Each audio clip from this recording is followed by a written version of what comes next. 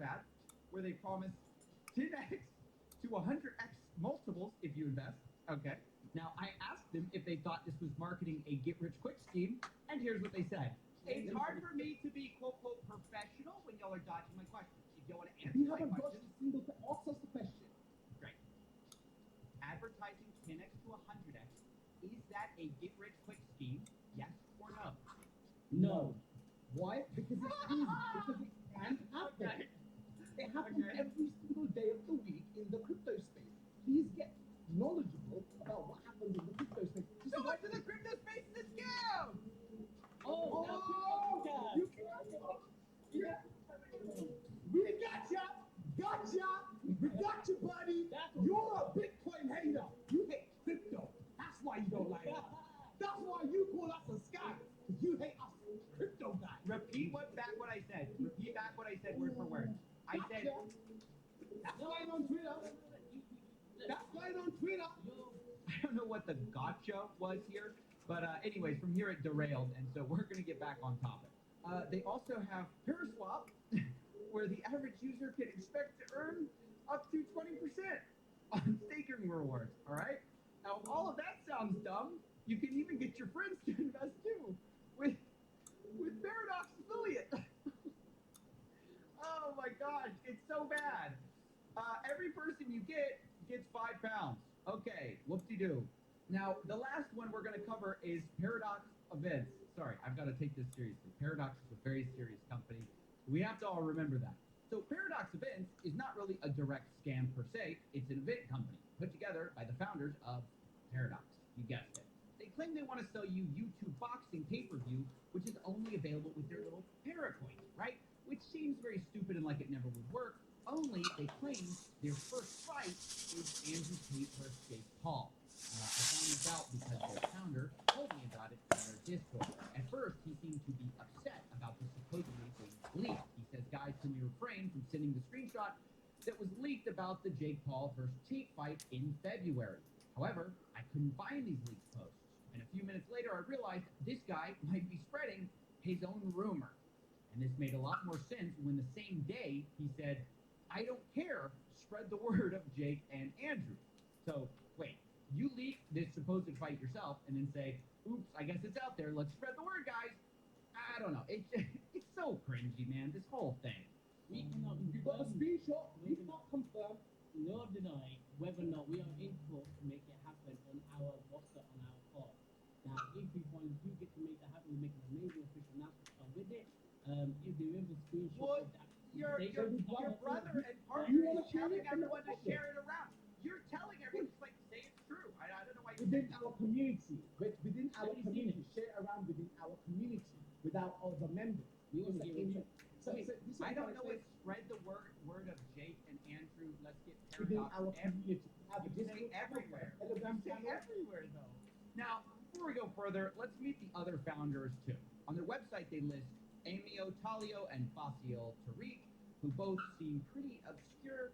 I think Amio, sells at Goofy University or something, which just takes 10 seconds of research to realize is a waste of money.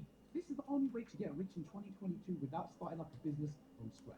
For every person that you refer to Amir Tali University, you get £15.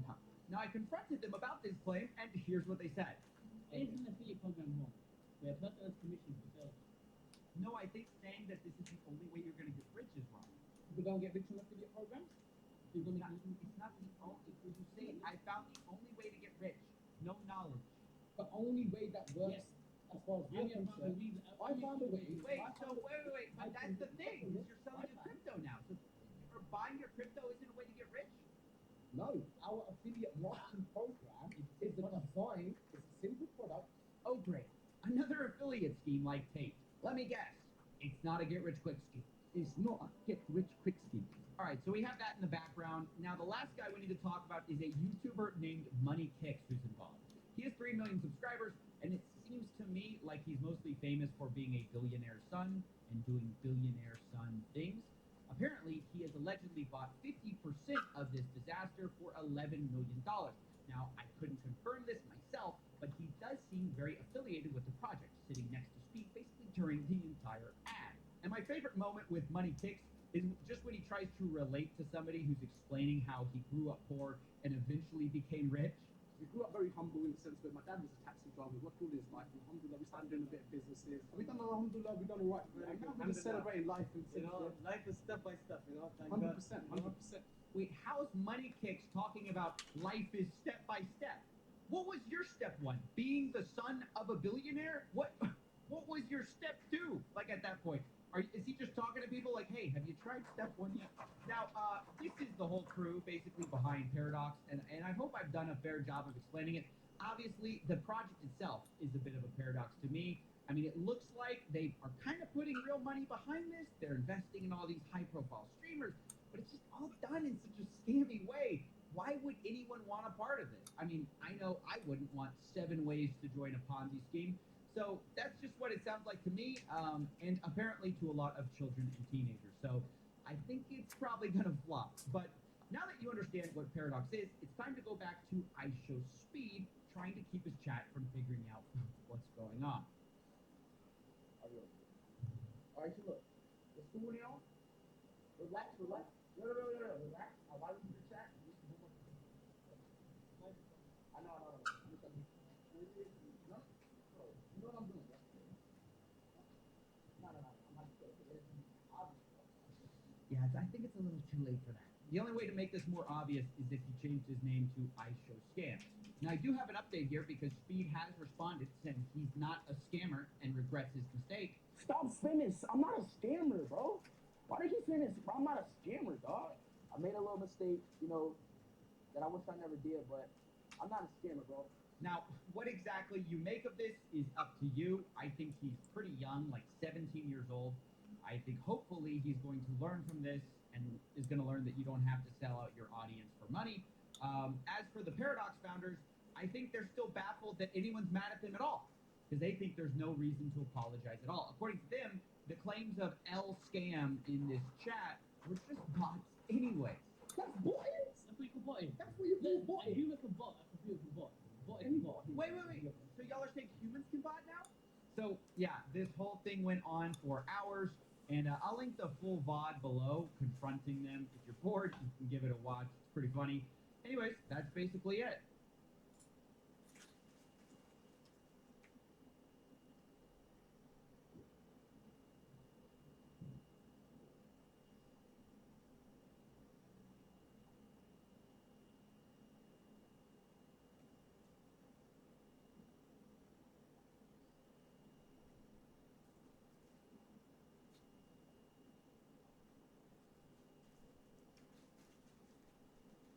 What?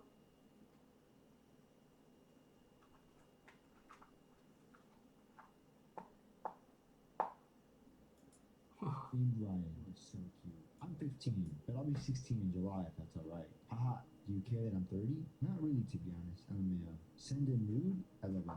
Now, our man Trevor, he was very worried this was a setup, and even asked for videos of around the room and for an Instagram account to verify this was a real 15-year-old boy.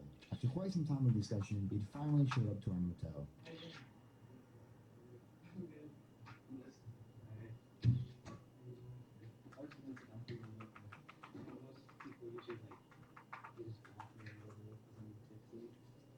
Yeah. How long have you been trying? Oh my gosh, like a really long time. I don't know. I'll have moments when I just have it. Right. It doesn't happen often. I just slowly Like, I don't really know yet. I don't really have a lot of experience in it. have you done anything to girls? No, wait, I really not anything. But I know I'm like older. Yeah. I'm not older like that. It's just like really immature. Right. I think I am. Yeah, I'm a little bit on the fence, but I mean, I know what you do. Slave rap, you know, like, stuff like that a little bit. I'm not very big, I'm sorry. That's what you do. But, yeah, do the same thing if you want. And what do you want to do? Just want to see it naked. Yeah. Do you like the video of? Yeah. I was still like, I'm impressed that this is real. No, yeah, I mean, I'm here. So you never been in this situation before? No. I got caught up because I was playing the game. What game? I was playing Sword.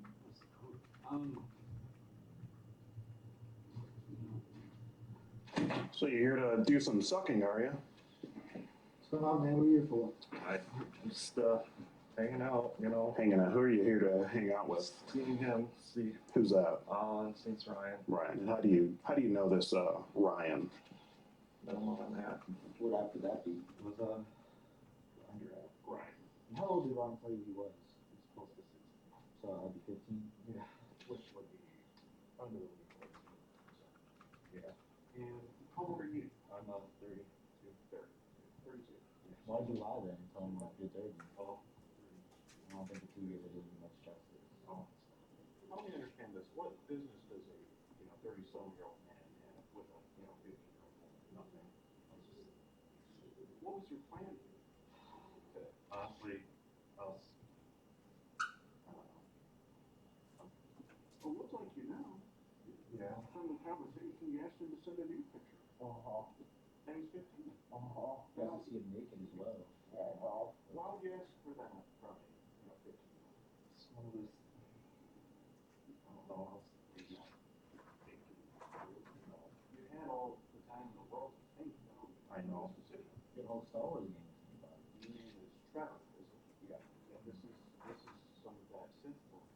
I don't think Obi-Wan would approve of this. Yes, where are you staying? It seemed like you were very, eager to come and, see this boy. You said you want to, at some point you said you want to suck it. You and trade oral, I think is how you say Yeah. it. So what all would that imply? Trade oral. No, just Trevor, just to be honest. I know. Just blowing each other. You're just like, Blowing each other. blowing. Do you think that's appropriate to do with a 15-year-old? No. So then why are you here, man? I just wasn't thinking that's why I'm not. It's a little mistake. Didn't we have some social media accounts? Yeah, you're in the videography, and I think that's cool, man. I mean, all in all, you're getting your big break, one might say. So normally you do photography, videography, and such. Yeah. How does it feel to be on the other end of the camera? Not very good. So why put yourself in a situation like this, bro? You obviously knew it was wrong. Oh, Not thinking. I know. I know it's not a good excuse. And it's not an excuse at all. Right.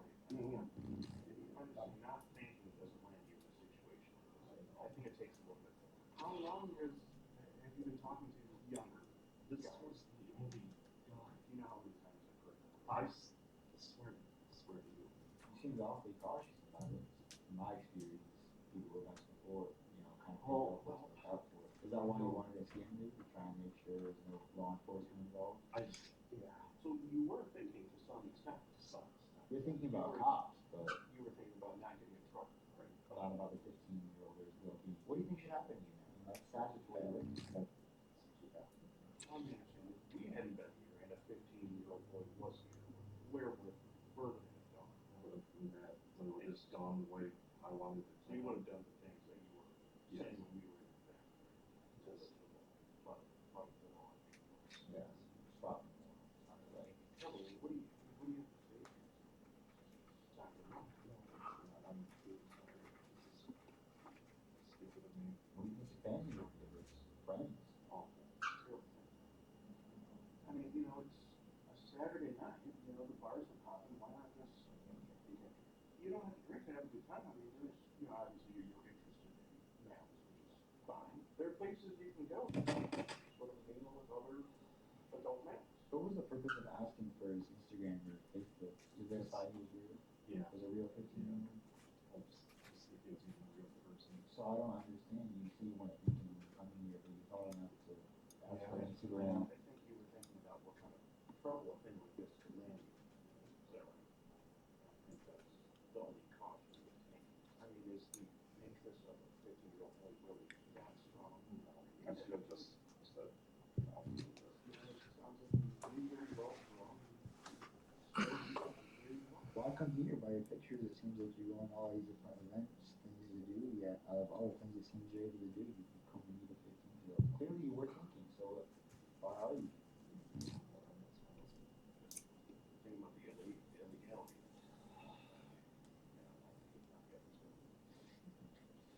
I mean, you're a talented guy. You got your own website, all these socials, connections, and videography. I mean, it seems you have at least put together at least social life. So how do you end up in this situation with everything? Oh, sorry. Sorry. I mean, how sorry can you really be? Why? When And you who? said yourself you would have done it if we weren't here. And who are you sorry to, Trevor? And you, just everybody. And how long have you been conversing with this boy? It's just It's just today. Awfully quick for the first time. I mean, we talked for a few hours and we were here. Bit of a fast mover, that's what grinder is. pretty much. Can't really go with 18-year-olds, not kids. Why were you so adamant about wanting to see his? I mean, you do say if you're able to send me a nude, I'll feel better. How would you feel better? What you said earlier. Because it would make you more, you would know that you weren't talking to the police. Okay, if that's all you have to say, then I think it's best that we all, just wait for the Canton Police Department, and we'll see how they would like to go about this. And wait, we did. So, do you mind pulling up your pants? Your butt crack's been hanging out. Oh. Sorry, crack. I'm sorry. You get on crack kills, so. Good evening, officer.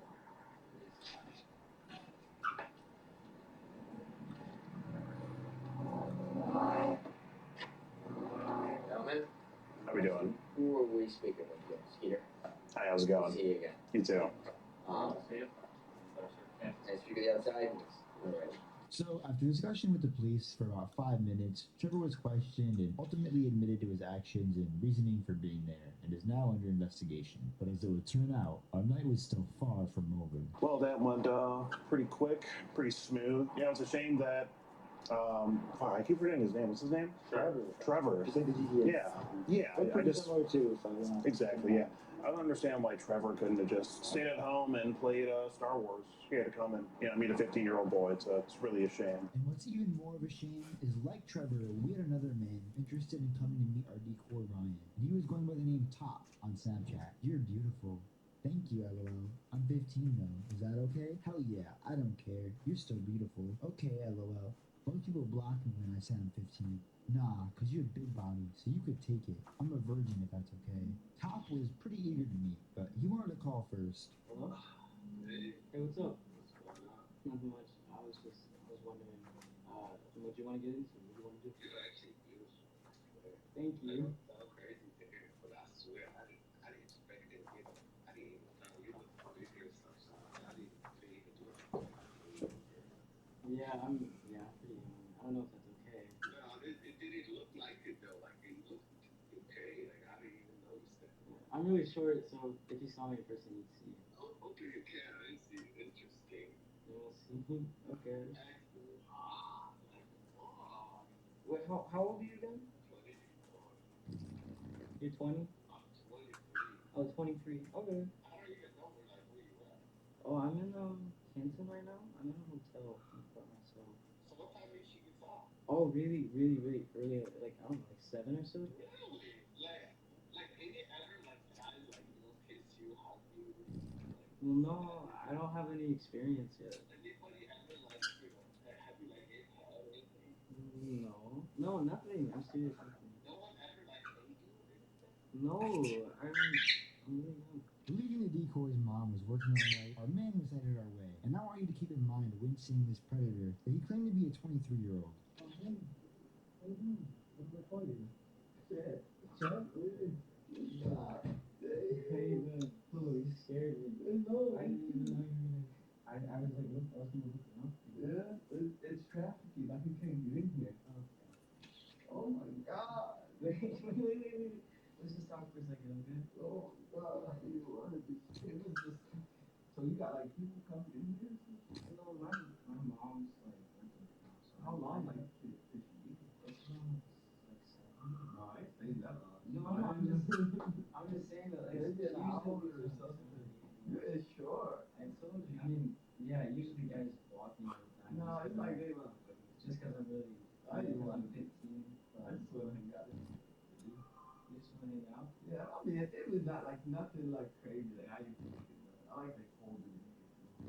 You wouldn't want to. So you wouldn't want to. Like I do, but it's not like I would not want to like do anything like what you feel like doing? I don't know. What do you want to do? Like kissing, hugging. You like that? What do you? Yeah, I mean, I wouldn't. I'm just saying, like, I wouldn't mind. Oh, like, Wait. Let's just talk about it. He said hugging. Wait. Just wait. What would you want to do? like I just like hugging and kissing. What more? no, you didn't. I mean, just tell me. Like head or something, that's about it. How are you? How you doing? What's your name? Chet. Chet? Yeah. You have an idea on your Chet? What do you got for a total investigation on it? Yeah.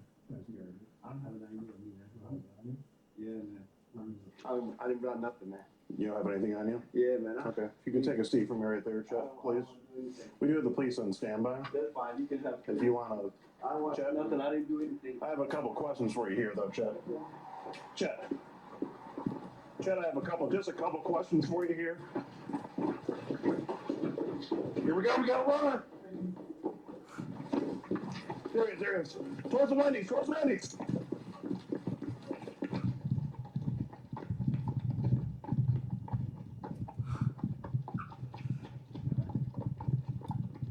Şirkette lan Hage.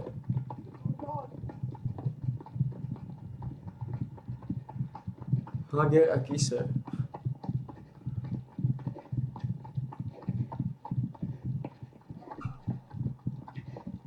After playing Trackstar for a third of a mile, a predator ran into some dark woods on someone else's property, so I decided to stop chasing him since I couldn't really do anything there anyways.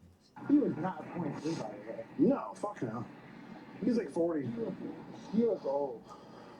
He was not 23. After a long night of stings, the police came back and we gave all of the available evidence to them in regards to Chad, which we don't think is his real name, so if you or anyone may know recognize this man, please contact myself or the Kington Police Department in Michigan. I'm also responding to all Instagram DMs the next 2 days after this video drops, so go check me out there and message me with anything you have to say or question you may have. Thank you.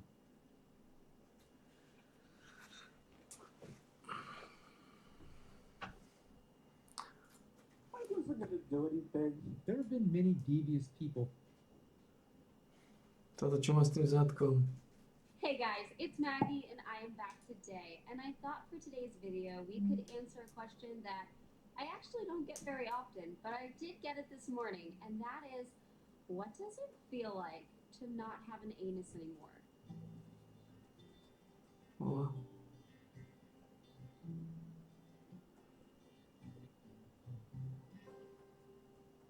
O. Yeah, we are starting this video off strong, aren't we? But yeah, I actually don't get a ton of questions on what does it feel like, what does it look like years down the line from having this surgery. The surgery that we're talking about is proctocolectomy surgery. It means the removal of the rectum and the anus and sometimes the colon. For my case, the proctocolectomy is what I got. So colectomy, colon removal too. And if you are not a patient and you are just here because you are curious about what the heck I'm talking about, I have Crohn's disease. It's an autoimmune illness, mainly of the GI tract, and it basically caused a lot of scar tissue and damage to my rectum and anal area. So we got that shit out. When a patient is thinking about this surgery, though, I think the focus is really on what is recovery going to be like. It is a difficult surgery to have. I'm not going to, paint over that fact. It really is a difficult recovery because of the location of it. It is between your cheeks, and that is a very highly mobile spot that you don't realize is highly mobile. Mobile? Why did I say it like that? Can't I just say mobile? We're being fancy today, apparently. So, yes, it is a very painful area, a very sensitive area to get surgery done. But I think that it's a very useful information to know what it's going to be like a few years from now when you are recovered and you have healed from this surgery. And for those of you who do not and will not have any experience with this, you might just be interested in what it's like. So I definitely recommend sticking around. At this point in time, I am about 3 years, a little over 3 years out from my proctocolectomy surgery, meaning that I am well healed at this point. It did take quite some time for me to heal. It took about a year to fully get that thing to heal, but it did heal. And sitting here right now on the thing that was removed, I'm on a chair, if you didn't know, I feel completely different, but at the same time, completely normal. In my case, when it comes to what it looks like and feels like, it's pretty normal. And I just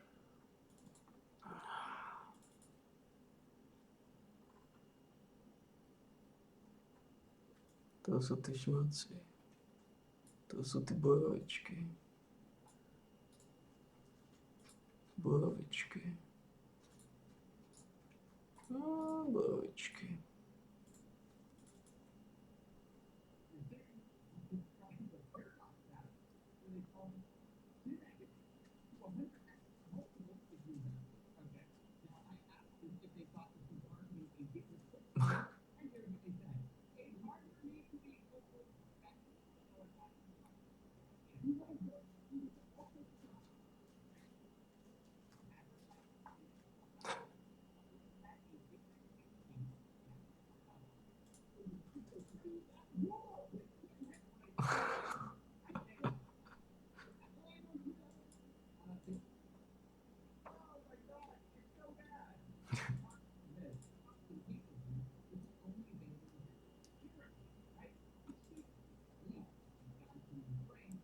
Dobre.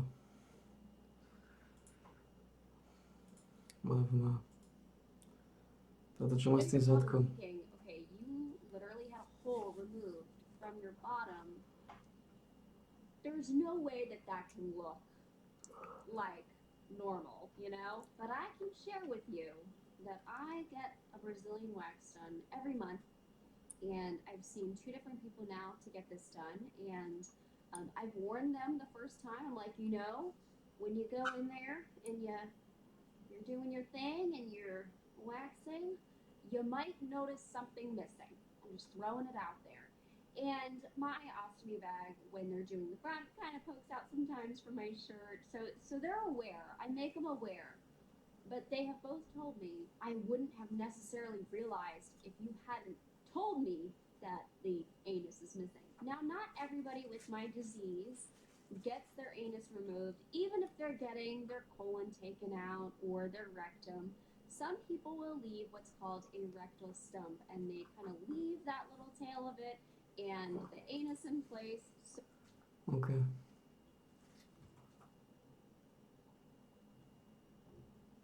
$50 man diaper. What?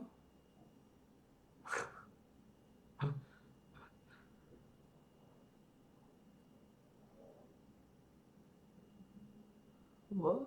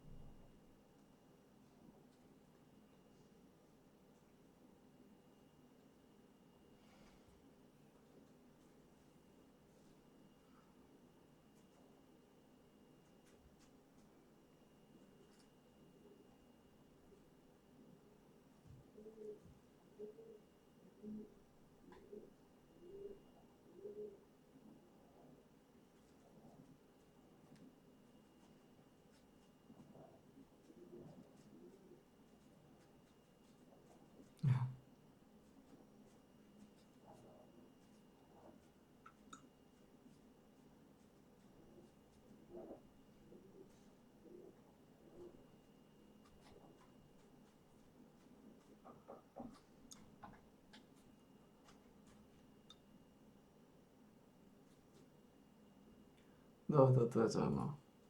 To be a fun night. But little does he know, he'll be meeting me instead. Yes, I think that's wrong. Regardless of the fact that Freddie looks 15.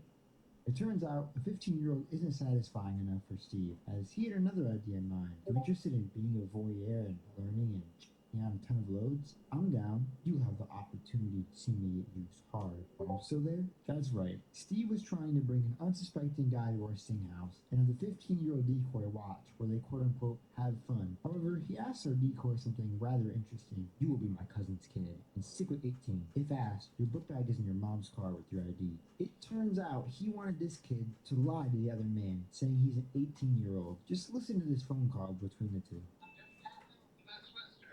Oh, you're close.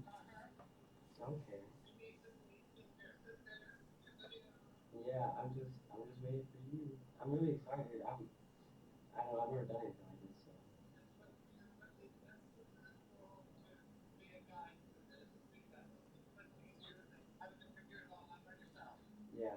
No, I'm actually really excited because I don't know. I've always been like a little anxious about it. Having somebody a little more mature, a little older would be nice. Yeah, no, it's fine. We have extra towels if you need it.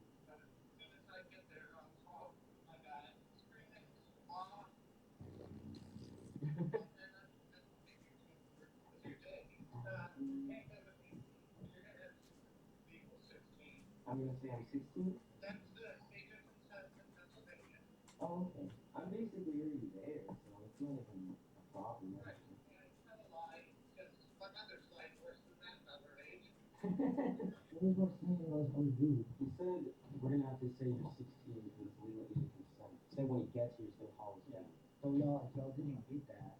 This 58-year-old pedophile is coming to meet the 15-year-old, and he's trying to get another guy over here for threesome and lie to that other guy about his age. And with everything set in motion, our predator was close, and it was only a matter of time before he arrived.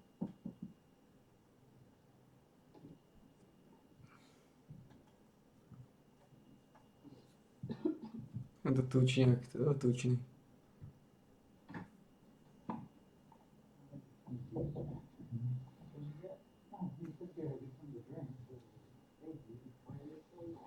That's not all you. You wanna have something to do with it? What are you for then? Huh? What are you for then? Can you see right there? Can you see right there? Sure. What are you for then? Coming up to visit. And then who are you visiting? And who's wrong? And who's wrong? Our house is wrong. Because he's been 16 next May, and so I said, well, we're not doing anything. Right. That there's a reason we can't talk and be friends. So what's this you were talking about having someone else come in? Well, We're talking about this thing. And what's all this sexual talk you're having with him on the phone? I seen the conversation. and he's the one who started with me, so. I mean, I can see right here, you texted him first. You said you wanted him to, he was gonna run today. What was it? Oh, no, I did not text him first. We told.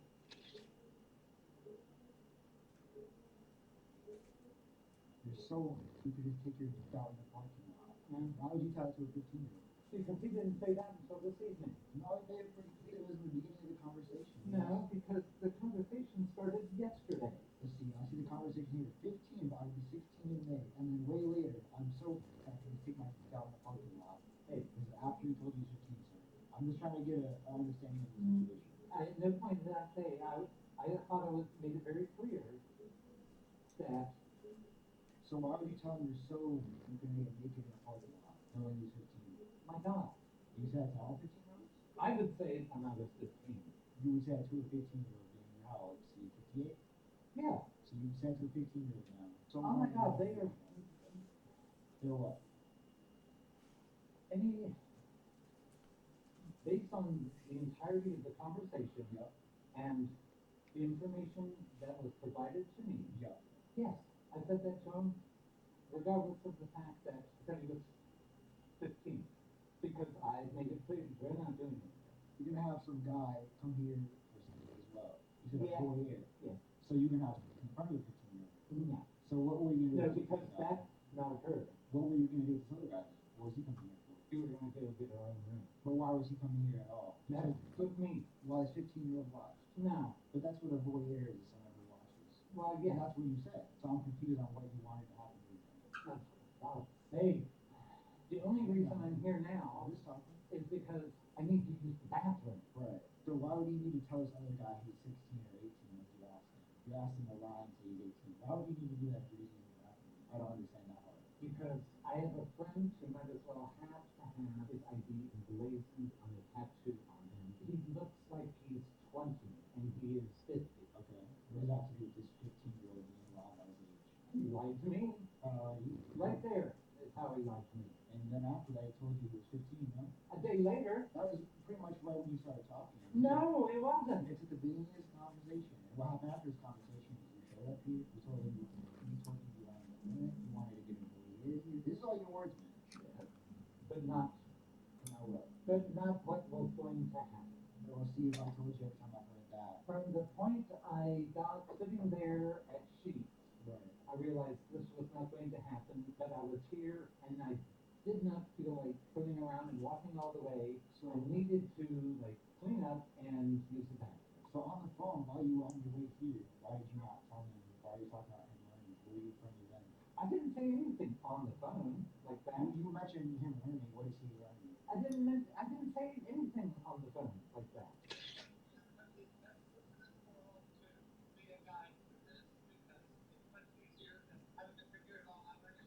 I was in that was in a chat that wasn't on the phone. I heard you on the phone moments ago. So what was that about? I don't even know. No, I don't recall those words coming out of my mouth. Okay, but after talking about all this stuff, you've been, oh God, and you're here. What am I making of that? You see how this looks? Oh, I know exactly. So you came here because you had to use the bathroom. That's what you said, correct? Yes. So why could you not use that at the gas station you were waiting at for so long? Because I had a kidney stone the size of a small grape. So just hit it as you come in. No, because I've already pissed myself 3 times between there and here. I didn't even know that, sir. My whole purpose for the evening was to get out of my parents' house. Right. And you couldn't go anywhere else between 15 years? I couldn't go anywhere else. You couldn't go to your parents versus coming here to 15 years? At this point, no. It looks like you're coming here about to do something. Oh God, no. No. No. So let me ask you this then. Why did you need to tell this 15-year-old about the other guy? If this other guy had no relation to him? Because it was not an explanation I wanted to get into while trying to walk in the dark. Okay, well, you're not walking right now, so what's your explanation? Unfortunately, my camera died right here, but thankfully my security guard was streaming the whole thing on Instagram Live. And the excuse he ended up giving me was not really much better than coming to have intercourse with a 15-year-old. It was not going to happen. We could just sit and chat, but I just needed to rest for a little bit before I try to find a way home. Because I think I can still catch the bus as it comes past on the last hour. So I'm confused, why did you need to know this? Because actually, part of my ulterior motive was to kick his ass out. Brian. So you got hit by Zone's mom's hotel? Yeah. Why would you do that? Because I can be in. What's the right? This is your time to admit. No, there's nothing to admit to. I have no desire to have sex with this man. Because at this point, the police had intervened in the situation for a brief moment, and after giving them a statement, they left us alone with the predator for about 10 minutes. Oh, my son threw the doodle in the garbage. My son figuring out how he gonna lie to the boys. Nigga mad dusty. Look at him. Yo, son laying down. Yo, why you Tell us, bathroom. Why that nigga so comfortable, bro? Get up. Oh God, bro, what the fuck? You about to go to jail. Look at them goofy ass glasses, bro. Bro, so confused. Why is he laying there like nothing happened? You think about life. And after being roasted and embarrassed on Instagram Live, the cops came back in and took him away and got all of our information so that the matter could be fully investigated by the local PD. And if you've enjoyed this video, subscribe. Thanks.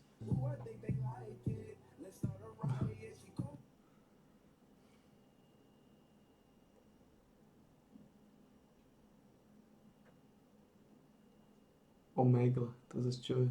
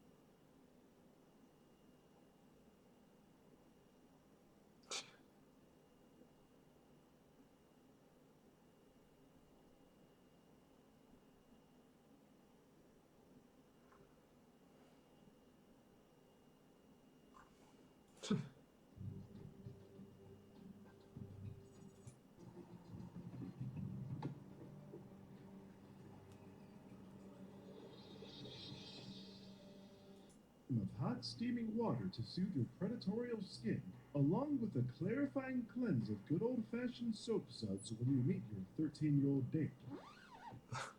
Oh, wait a minute. This is a rather unique case. Meet Fernando.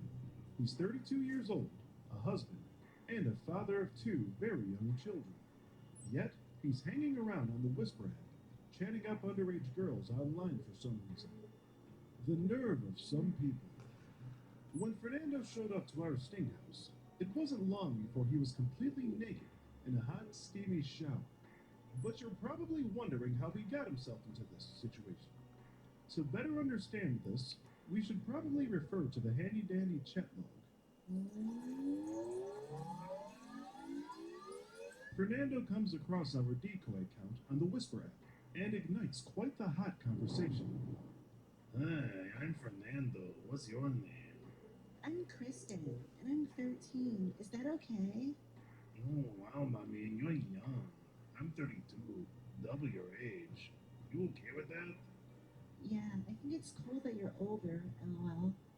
You still a virgin? Yes. What's your type of guys? Oh, I don't know. You seem cool, though, lol. It's dangerous that you're underage. I could get in trouble. I'm not gonna tell anybody. You ever please yourself? Sometimes. You're not a cop, are you? No, WTF? Okay, I just don't want to get in trouble. Now that we're all caught up on Fernando's backstory, let's get into the nitty-gritty of today's dose of Predator pasta. It was a long day at the Sting House out in LA. The previous day we had just caught that Kenneth guy that, ran from us, and we had to chase him around for about 3 miles. So, that was quite the experience. But on this day, Fernando also gave us quite the experience. And it was a little different than the previous day. Fernando came across our decoy account on the Whisper app. He starts a conversation. The girl tells him that she's, 14 or 13 years old, and he gets right into it. He doesn't waste any time. Starts talking sexual, and before you know it, he's, getting off work, and he's ready to come on over and meet this underage girl. And mind you, Fernando is a family man. He has a wife and 2 very young children. You just hate to see a family man do this sort of thing. And there was really only a handful of messages that were exchanged between, Fernando and our decoy before he was ready to come on over. A very fast mover. Now, we had gotten some absolutely crazy content the previous day. And on this day with Fernando, we decided to try to one-up that by trying to get him to come over, take his clothes off, and get in the shower. And it actually worked out, surprisingly enough. So the decoy Courtney is on the phone with Fernando. We know he's on his way to hear him in the car. So, we get into position and get ready to have this ever so exciting shower party with Fernando. So what's this guy's name again? Fernando. So this is the chance we have for our boy Fernando, who's coming here to take a shower, and we're going to try to have him pour up a mimosa. We got that all set up for him over there. The girl tells him she's 13. He says he's 32. Let's see what he's talking about. Let's see where we have that. Oh, double your age. Are you cool with that? Semi-features. Yeah, you're so cute. Too bad you're so young. Are you a virgin still? That's the type of guy she likes. He says it's dangerous that you're underage. It's dangerous for him to come up in this house and take a shower. I'll tell you that. He's calling pipe.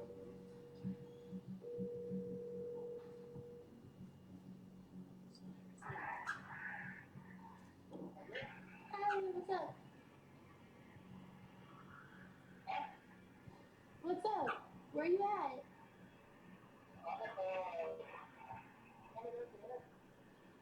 You're still 20 minutes away? Where are you? Yeah. Are you almost here? Okay.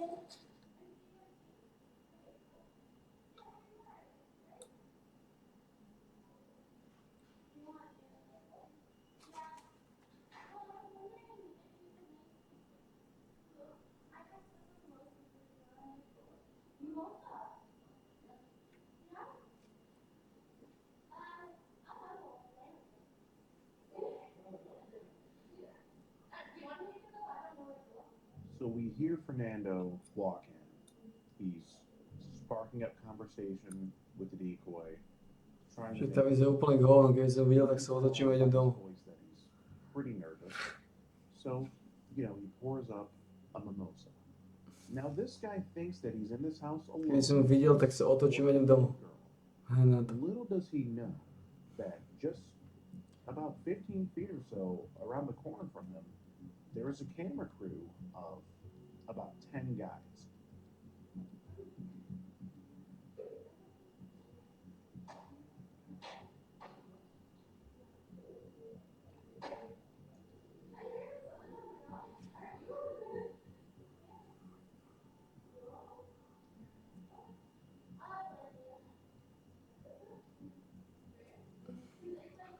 Když jsem neotočil, nešel domů, keď ho viděl.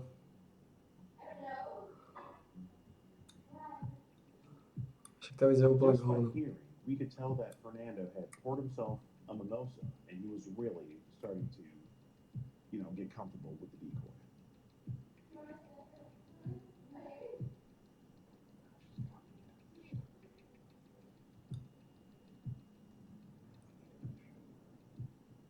Now at this point, Courtney's performance as the decoy is just, astounding. She's doing a great job. But we needed her to go that extra mile. We need to get this guy Fernando in that shower. By any means necessary. It's gotta happen.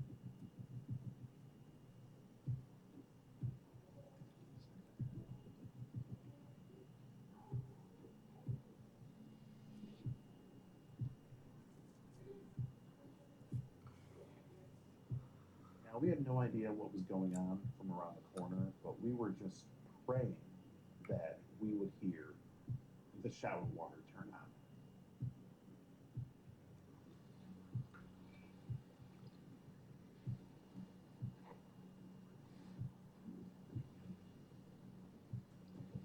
This guy is in the fucking shower. Holy sh**.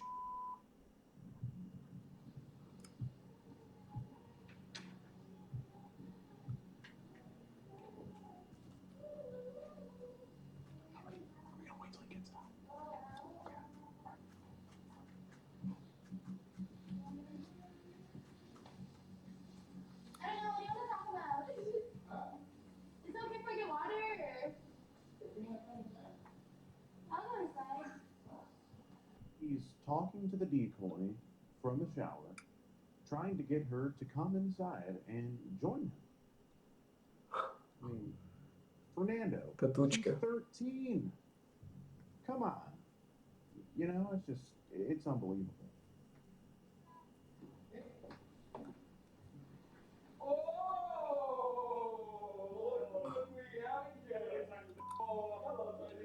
Come on out here. What is it? Come on, see. What did you down here? Now, the longer you looked at it, the worse it got, honestly. His area down there was not very impressive at all. If you could imagine, a shrimp. It's pretty much a shrimp. The bush to penis ratio on Fernando was subpar at best. Not impressive at all. Not impressive at all. You shower? Oh, what do you mean? Let's come out here and talk on this comic couch. No, it's gator-needed. Like, who needs clothes nowadays? Anyways. Oh, God. Let's go. Sir, we should probably cover this up, though. We'll get him a cup or a cup. No, it's here. Anything, I'm whatever. gonna give you a cup. Mission Get Fernando in the shower was accomplished. However, there was still more work to be done. We still had to have the confrontation.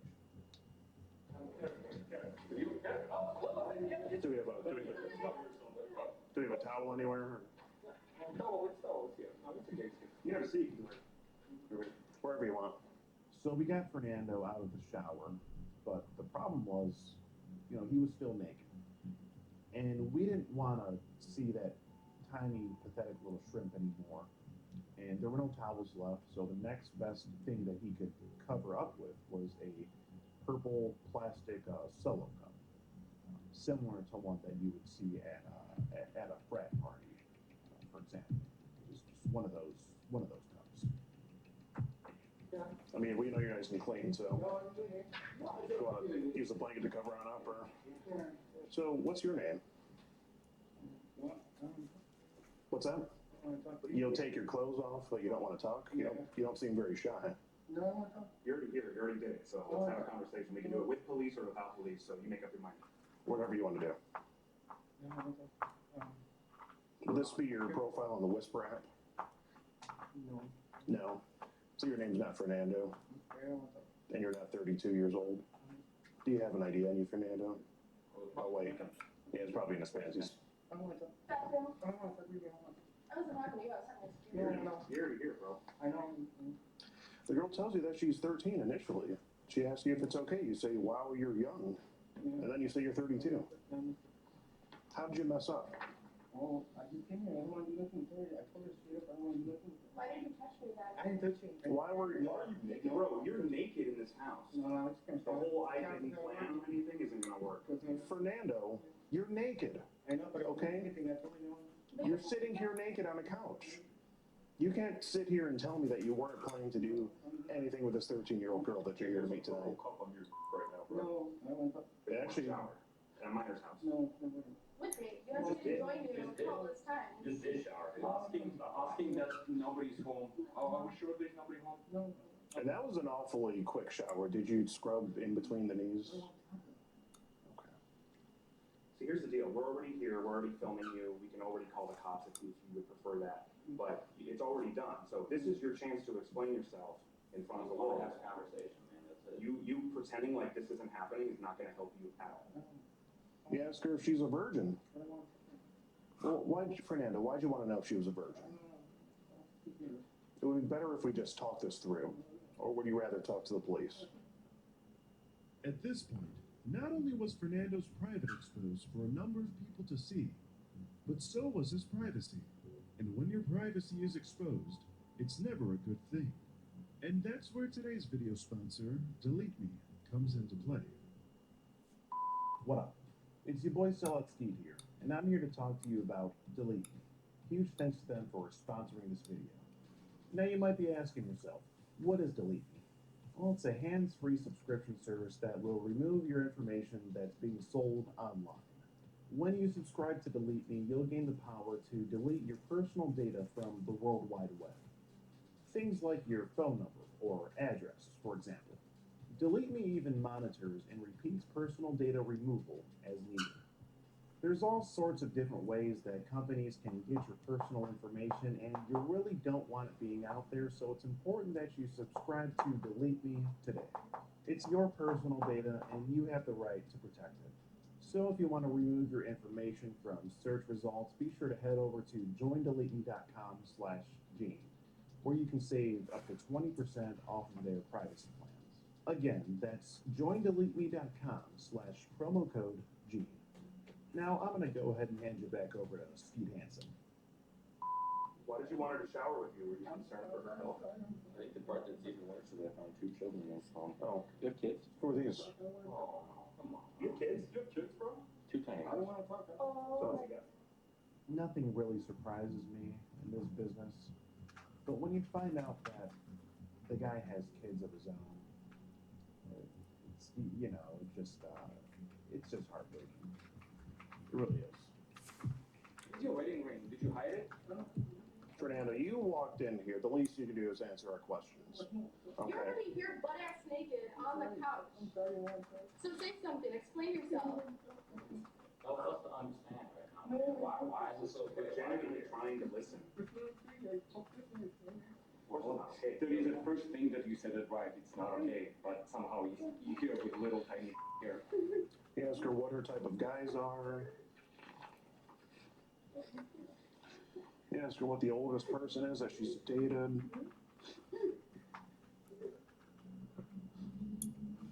Listen, man, for the rest of your life, you're gonna have to explain this. So, here's your opportunity now, before the world makes up their mind about you. If there's anything you want to say about I'm sorry, I messed up. What are you sorry for, Fernando? Who are you sorry to? I want to know what you're sorry for. You're sorry because you got caught, is what you're saying. How'd you mess up? I mean, so you knew it wasn't right before you came here and stripped down. How old is your kid?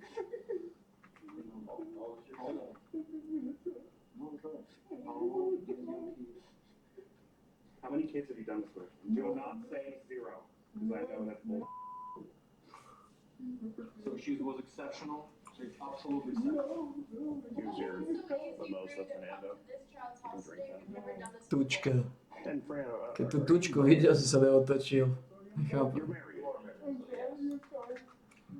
Ja som videl len takú tučku, otočil sa nem domov. Think of this. I mean, you're sitting here naked in a living room of a 13-year-old girl's No, house. veď áno. He doesn't have to work for those law enforcement on the way. Okay. Alright, sweet. Awesome. Okay. So if you don't want to talk, then just stay put. That's fine. You can talk to them when they get here. just to say something. If I say something, they won't come? Yeah, maybe. It's, We want to hear your side. We want to know why you're right. Because they're taking a opinion on it. answering your questions is going to be jerking us for 15 minutes. We could have done this earlier, but now you're Am I gonna do it? answering your questions is going to be in your best interest. It's going to be in your best interest, Fernando. Best chance you got here. How long have you been married? How many years have you been married? No, if the couple can come, I wanna. If you don't answer our questions, they will for sure come, Fernando. And if I do, they're still gonna come. If you work with us, we can work with you. I mean, what do you have to say for your wife and kids here? I was thinking, I was stupid. Do you think your wife's just going to brush this over? I think Matt is an understatement. I'm hooked up all my life already, so that's the whole thing. What would you have done if there had been a 13-year-old girl here? Nothing, I haven't do nothing, I just told them, nothing illegal. Yeah, but you were begging me to go in the shower with you. You touched me. Nothing illegal, nothing illegal. You've already You being in the house right now is illegal. Yeah, that's right, because you know, I was thinking, you're just following, right? That's it. Wherever he goes, you follow. I'm sorry, I was thinking right. He was thinking with a whole 2 inches, I guess. That is ridiculously small. Seriously. That's embarrassing. Yeah. Was the shower a little cold, or? Is that why you brought your kids? No. I was going to, It is fun size, so. It's like Disneyland with the Air Force perspective. If you're shorter, it's shorter. Yeah. How can you get in a house of a minor or a child and in 7 minutes be naked in a shower? It didn't take long at all. 0 to 100. hero. This is not the first time you've done this. no, I've never done it. Do you want a sip of your mimosa? I think I went to Lisa. You keep saying I have the right to remain silent and you keep talking, so that's your problem, not ours. Okay. We're just trying to understand, that's all. Okay. You also have the right to remain crying. Fernando, do you want to take a sip of your mimosa? Calm you down a bit. It'll help, because the rest of the day is really going to suck for you. Keep drawing, right? This might be your last drink for a while. Bottoms up. You might as well enjoy it. I think the real crime here is, him having his bush be bigger than his penis. It's like the movie The Hangover. When he comes out of the Yeah. trunk and then Right, yeah, it's all bad. it's just a patch, like a grass patch. Yeah.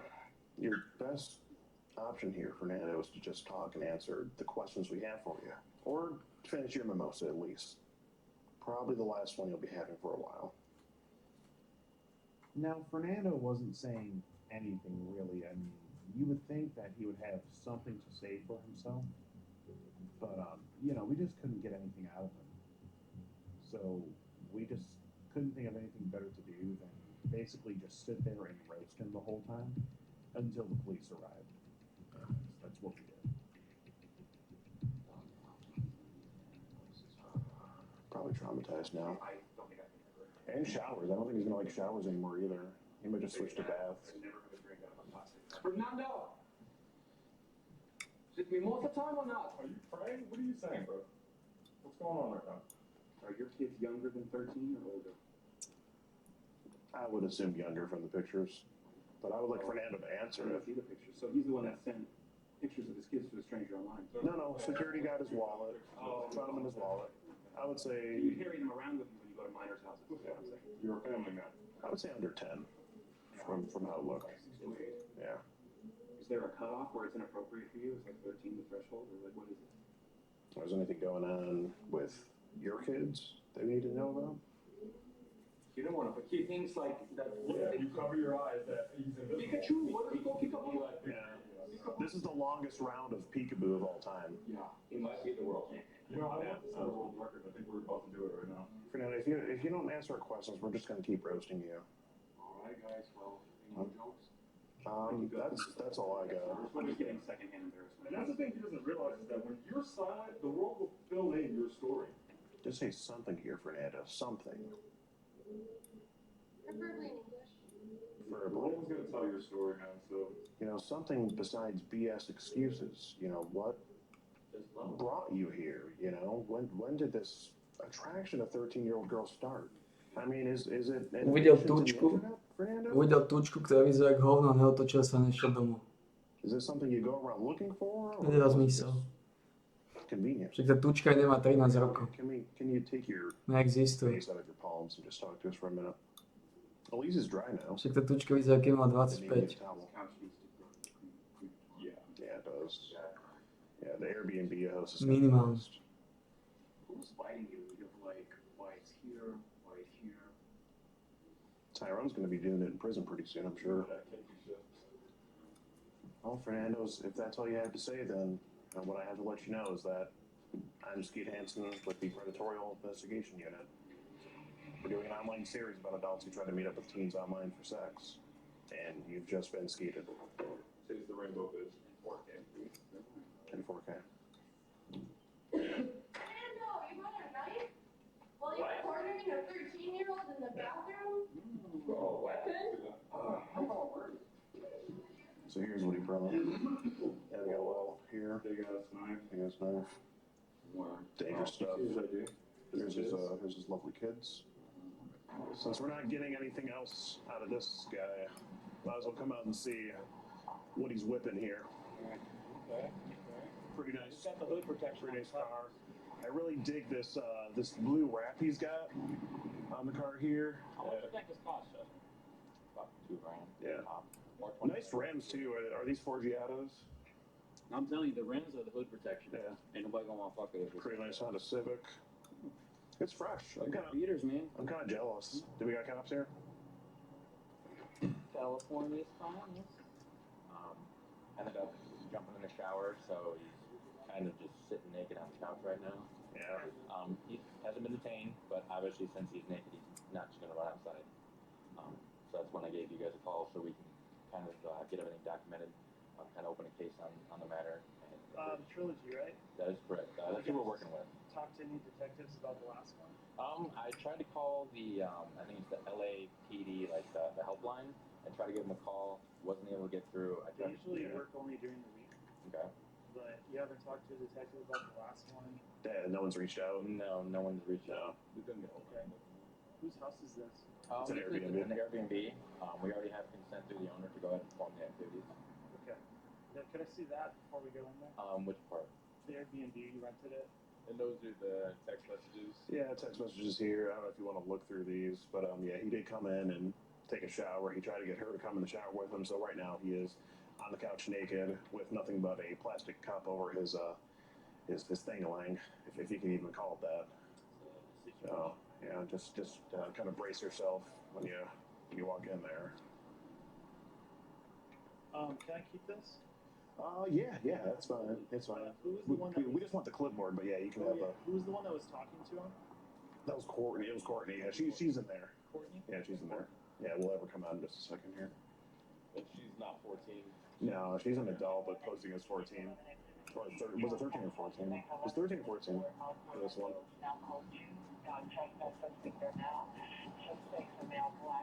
I hope they take him naked. Z toho aj tak nič nebude. Bo tá žena je tučná, stará žena, ktorá nemá ani 13 rokov. Nemajú nič. In the bathroom? Dude, where's my clothes? Do you mind grabbing those clothes from the back? Yeah. Yeah, I think he left them all in the shower here. A couple belongings on the counter over here. The clothes may have ended up in the shower somehow, but they're in there. Yeah. Excuse me. That's his, on the ground behind you. Is this Okay, okay. wallet and knife right there on the counter. This is a bad guy. Yeah, I can verify that number for you guys too. if you want. What's his name? Fernando? Fernando. Fernando, can you find your clothes?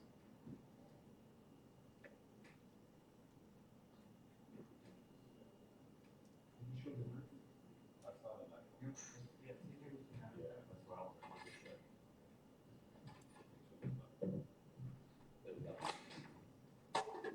I know, but I expect them. I'm clear. Yeah, the cup just fell. Alright, come on, sit right here.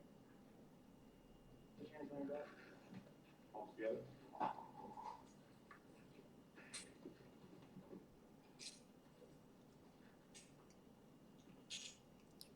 Okay. Let me get him situated and then just get the rest of the Yeah. Hey, could you grab his keys right there, Bonnie? Yep. You grab his, yeah, I said his keys right there. Keys, phone. Yeah, that's his phone. Got his wallet and knife too. He has the knife now. Okay. No, they're both in there No, they're still. both stolen, yeah. Yeah. Yeah, that's his.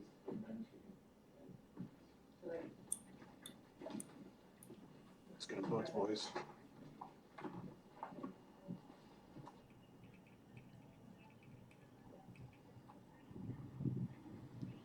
Get around to skate.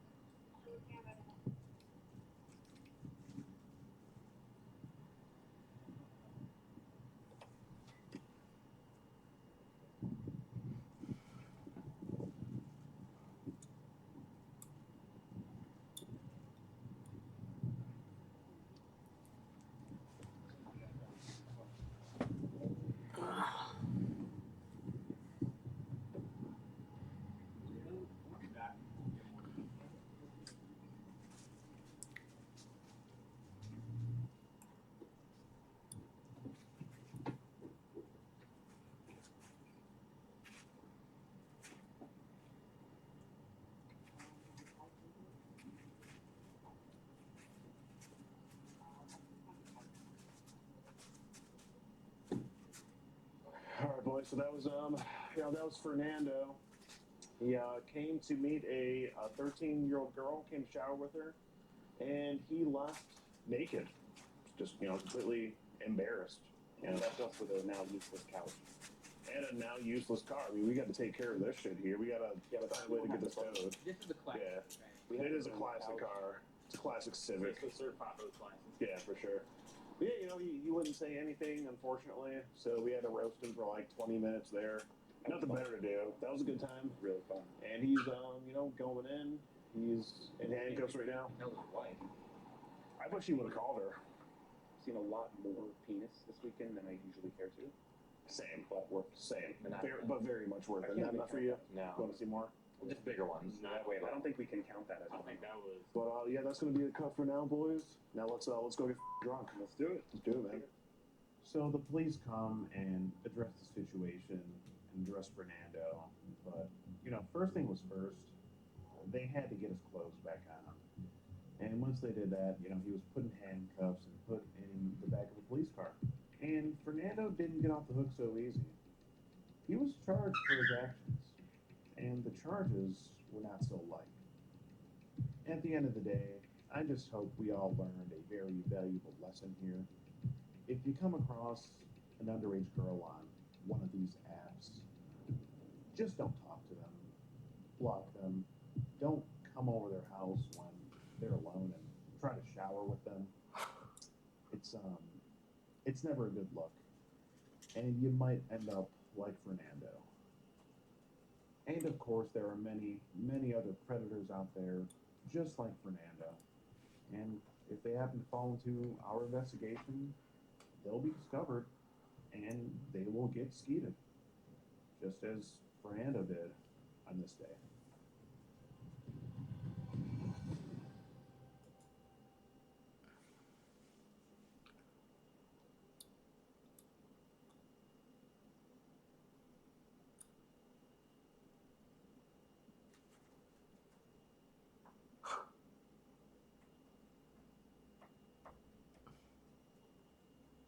Depois do Tuchko.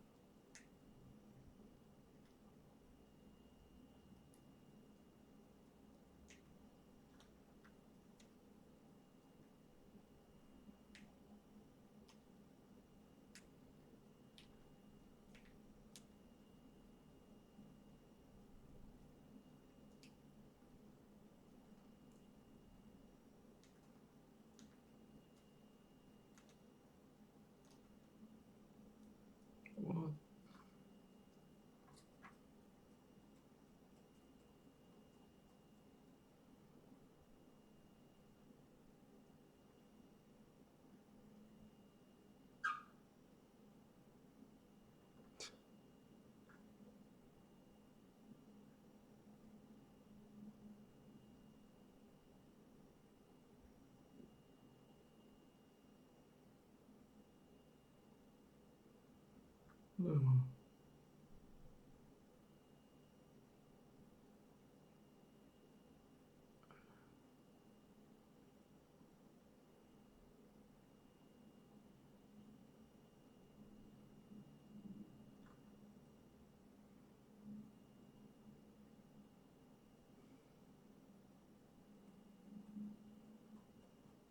Čo vás dal za kokotinu?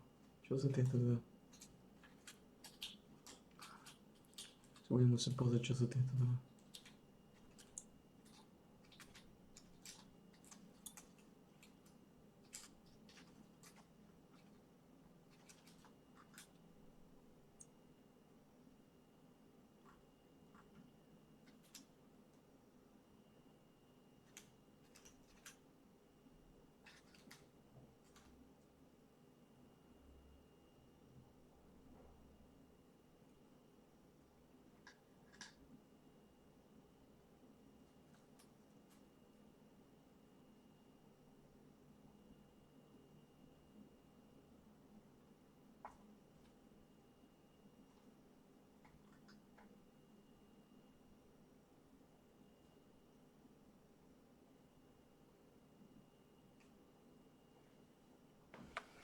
Ok, ja si pozriem.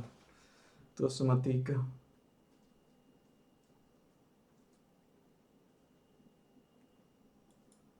Healthy men underwent the ultimate hunger test as part of a study conducted at the University of Minnesota. Surprisingly, the most challenging aspect of the study was not the period of starvation, but the subsequent refeeding phase. Even more disturbing were the effects on their mental state. Throughout the ordeal, they became utterly fixated on food to the point where it consumed their every thought. Some even descended into insanity, and one volunteer even harmed himself because he could no longer bear it. All of this was done in the name of aiding the millions of people who unwillingly starved during the war. What exactly transpired during this harrowing experiment? In the midst of World War II, where people all over Europe were starving, the US military wanted to find the best way to refeed them. So an experiment was conducted with the reason painted as they, the volunteers, starved so that others will be better fed. At the time, there was limited scientific knowledge about how to rehabilitate individuals but suffered from severe malnutrition. And so Ansel Keys and his colleagues proposed a bold human experiment, subjecting volunteers to semi-starvation and then refeed them. For the study to push through, the first thing Keys needed were participants. But how do you get volunteers to participate in being hungry all the time? Surprisingly, the answer was as simple as setting out brochures with the thought-provoking question, will you starve so that others may be better fed? This appeal resonated particularly with conscientious objectors, men who refused to take part in the war on the grounds of conscience. For them, it provided an alternative way to contribute without bearing arms. In the end, 36 able-bodied men were chosen from a pool of conscientious objectors. The study had 5 phases in total, each lasting 12 weeks. In the first phase, the 36 men underwent a 3-month period of normal eating. This phase served as the baseline to establish their normal physical and mental state. They were given the same diet but were suited according to their body requirements. At this phase, the staff measured every part of their body imaginable, such as weight, height, stomach size, eyesight, hand-eye coordination, bone density, and lung capacity. And samples were also taken, such as urine, stool, sperm, and bone marrow. Their usual mood and personality were taken note of as well. While the first 3 months were easily manageable, they were simply doing their normal routine anyway. But the same cannot be said for the following 6 months. On the 12th of February 1945, the phase of semi-starvation began, marking the start of the experiment's true horrors. They were only given 2 meals a day out of 3 different menus. The meals they were given were cycled each day and start over again. Oni dostaju 2 jedla denně. Cycle. The menus were designed to be monotonous and similar with the food found in Central European countries during famine. Si robia srandu s 2 jedlami denne. To sú hody. To hodujem. To by som hodoval. Toto aj není semi-starvation, však oni hodujú. Oni dávajú 2 jedlá denne. Však ja nemám denne ani 1 jedlo denne. Which consists of whole wheat, bread, potatoes, cereals, turnips, and cabbages. Oni A hodujú. small amount of dairy and meat were also added. Approximately half of their caloric needs were cut off from their meals during the entirety of this period. The goal of this was to simulate famine, which was faced by the people during the war. Tak oni In this nehľadovali. simulation, the Oni participants povedali were veľmi allowed dobre. to continue on with their usual routines. They maintained their regular jobs and Ľudia nevedia, activities čo je as long hlad. as they did not interfere with the experiment. In the first few weeks, they still had a bit of energy to go along with their routine, but gradually, the simplest tasks became too much for them. Walking a flight of stairs became impossible without taking a break or 2. Sitting straight became a pain, so they had to bring pillows everywhere they go to act as a cushion. And to add to their physical strain, they were also expected to walk approximately 22 miles and spend half an hour on a treadmill each week. It became too much for them that they would run to the point of collapse. All they wanted to do was lie down in the sun and wait for the 6 months to be over. One of the men, Jay Garner, said, "We would go into a restaurant and order just a cup of coffee and sit and watch other people eat. And it bothered us to see people come in, only eat half of their food, and just leave the other half." They tried to find ways to cope with their hunger, but it all revolved around the obsession of food. One volunteer took great interest in collecting cookbooks to drool over. Their obsession over food had also muted their desire for women. While some of the men continued to pursue romantic relationships, in reality, none of them truly felt any interest in them. The ones who maintained their dating life was in reality competing with one another of who can date the longest. Sometimes they would go watch a movie, but comedic scenes were no longer funny, and love scenes were boring. Can you guess which scene is the best for them? The parts that involve people eating. When it was mealtime, each and every one of them had their own way of savoring their food. Some chose to eat it as quickly as they can and not have to think about it, whilst others chose to eat it as slow as possible, savoring each bite.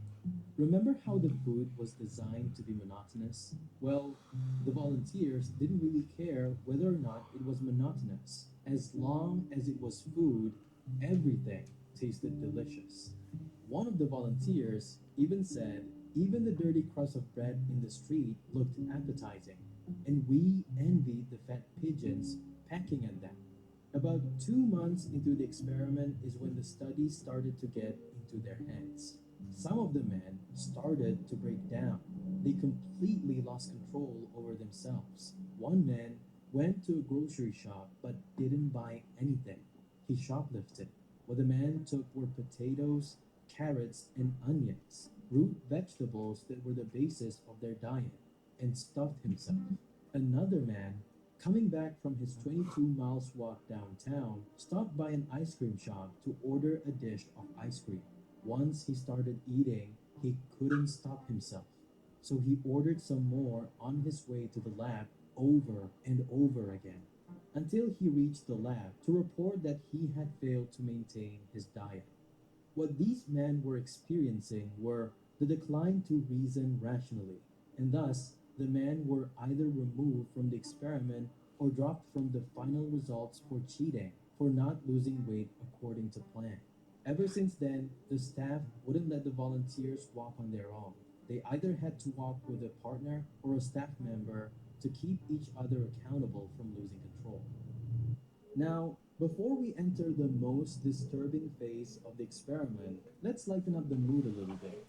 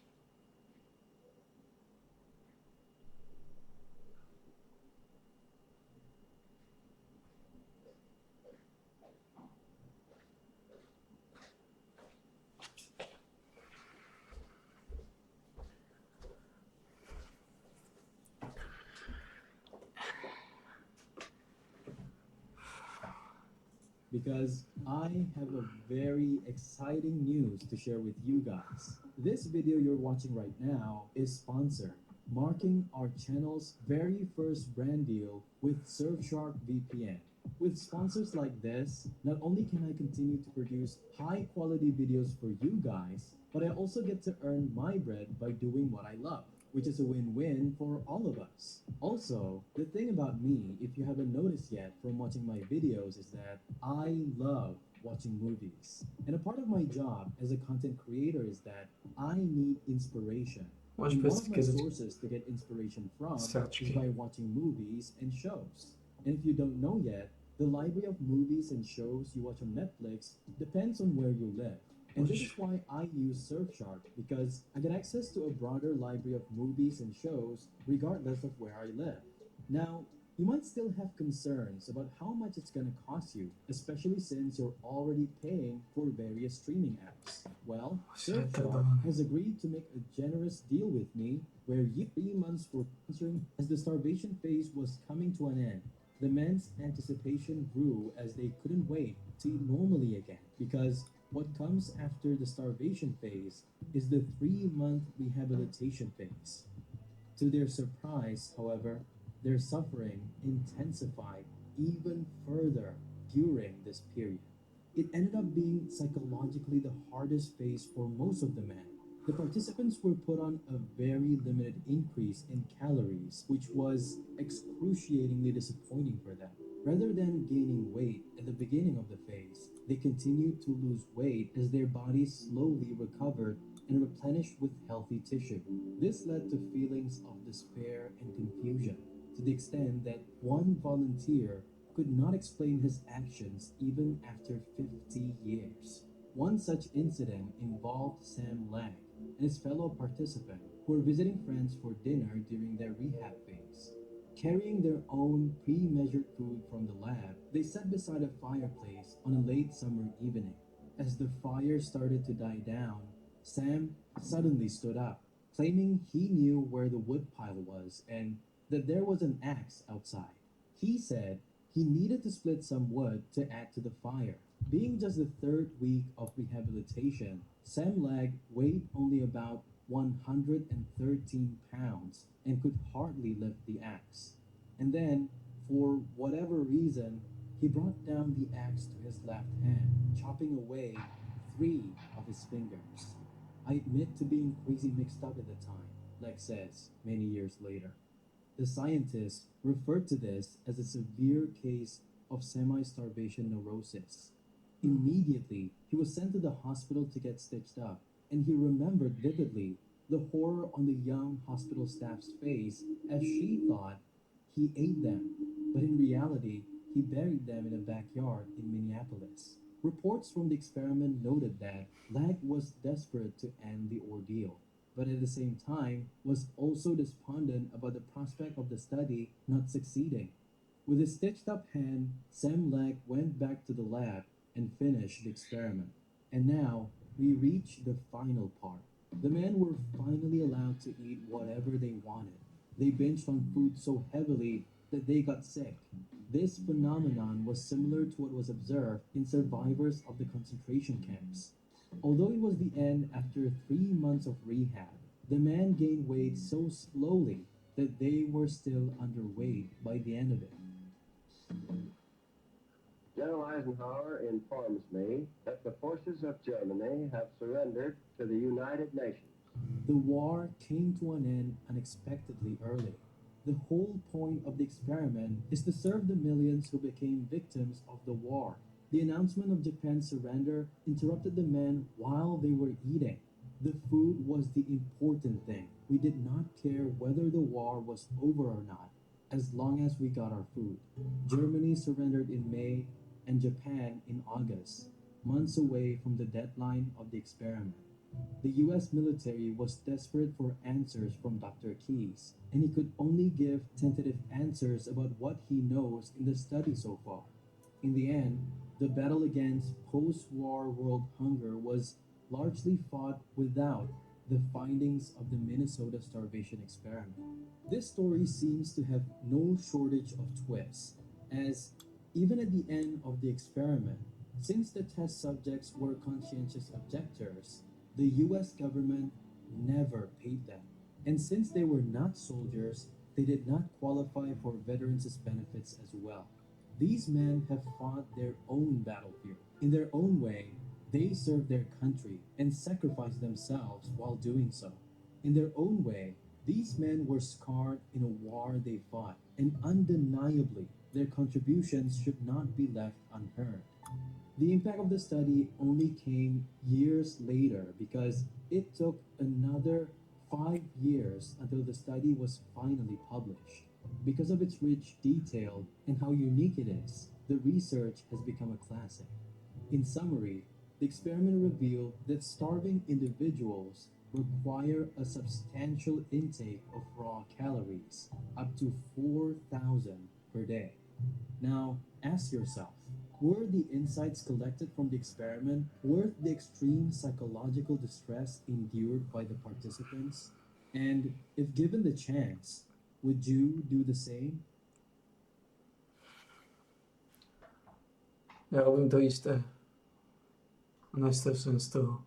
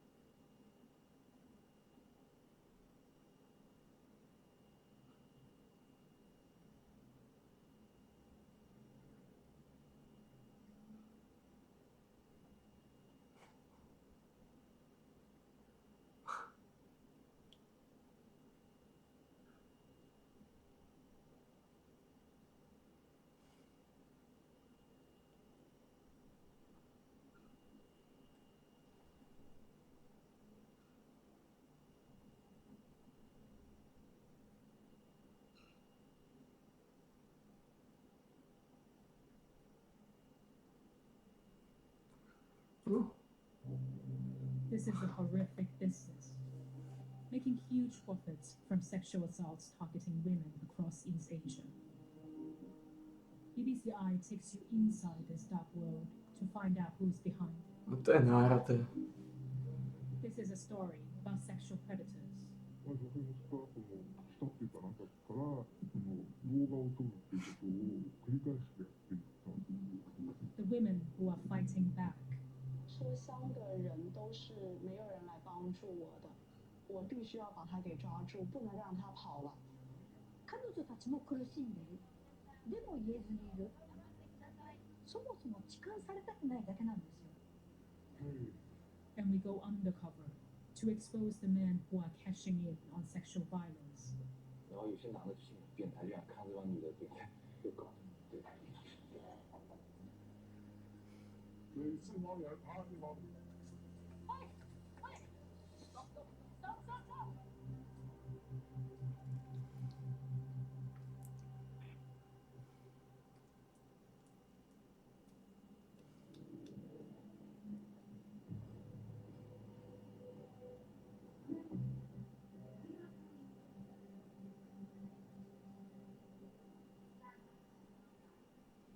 最近谁好可能还是说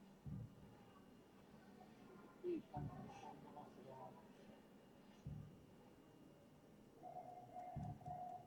ちょっと物色してるやつがいたので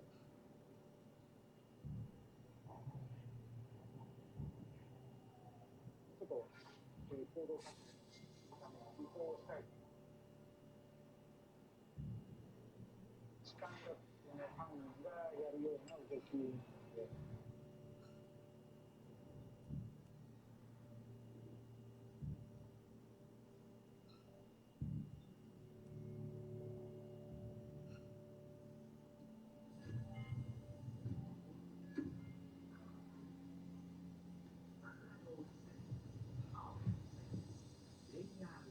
要は、鉄道警察隊なんですね。あなたので、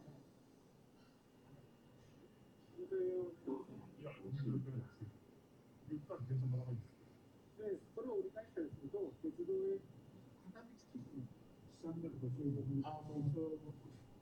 出してるところですね。なんだけど、ちょっとその辺で話を聞いて、はい、で、ちょっと。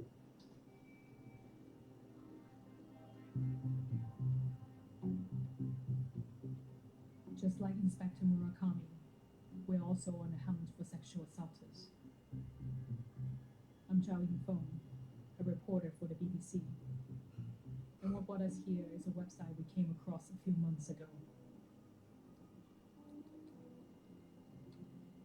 The website is called 顶不住. It means I can't hold it in Chinese. And it immediately caught our attention. The main image shows a man ejaculating on a woman's dress. Next to it, there's a list of disturbing video categories. This doesn't look like other porn websites. Dingbuju is full of sexually explicit videos with shocking descriptions. Thousands of them, all for sale. Many of them are filmed on the metro in China. Some are on buses, others on escalators and in shopping malls. All follow the same pattern. A man films and stalks his female target from behind. What comes next is too graphic to show you in full. He gets his genitals out and rubs them against her body. Some of the men even ejaculate on their victims' clothes or hair. You can also order your own tailor-made abuse on the website.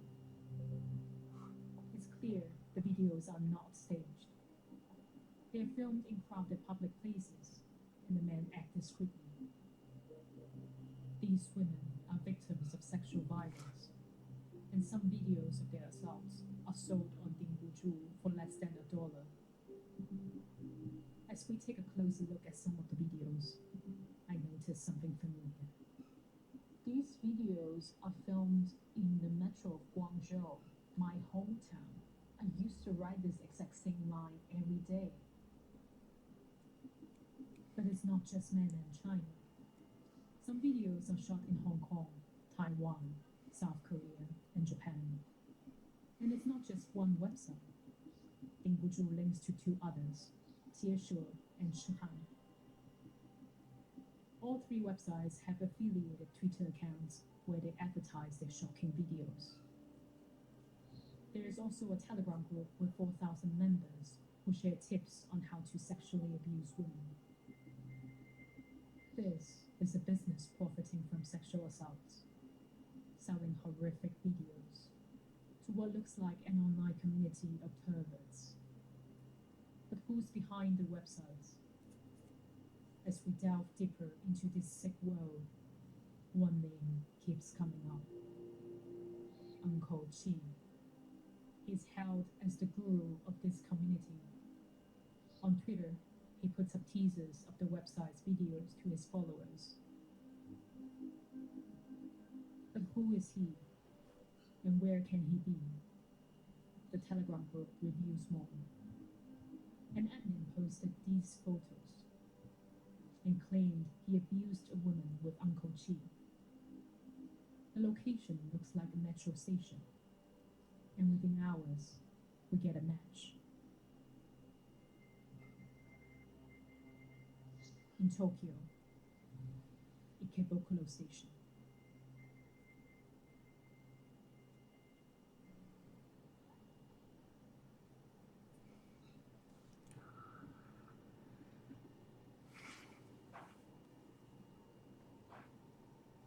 初めて痴漢に会ったのは高校入学して2日目の時でした。とても混んでいる電車だったんですけど、電車の揺れに手がぶつかるような、揺れていて混んでいる電車だからこういうこともあるのかなと思っていたら、その手がだんだん手の甲から手のひらになってきて、だんだん触るような、掴まれるような感覚がしてきて、そこでやっとこれが痴漢なんだっていうふうに気づきました。その人混みの中に手が引っ込んでしまって、泣き寝入りして、泣きながらその学校までの道のりを歩いて向かっていきました。当時は15歳でした。ほぼ毎日のように痴漢に遭ってました。痴漢に遭うたびに実の母には何度も何度も伝えて、こんなことがあった、とにかく私は悪くない、あなたは悪くないって言われ続けても、それでも被害はやまないし、これはきっと他に何か理由があるんじゃない、本当に私のせいなんじゃないかっていうふうに考えるようになって、戦う気持ちがとてもその自尊心であったり自己肯定感がどんどんなくなっていきました。The sexual assault Takako experienced is known as Chikan in Japan.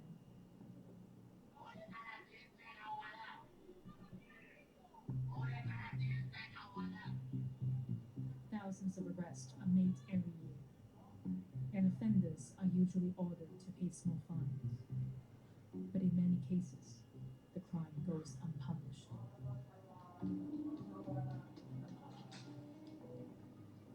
Chikan has been normalized over the years by its prominence in the adult entertainment industry. It's everywhere. And the same industry exported the Chikan genre to other Asian countries. In China, it's called Shihan. It's also the name of one of the websites we're investigating. In recent years, Chikan crime has also become widespread.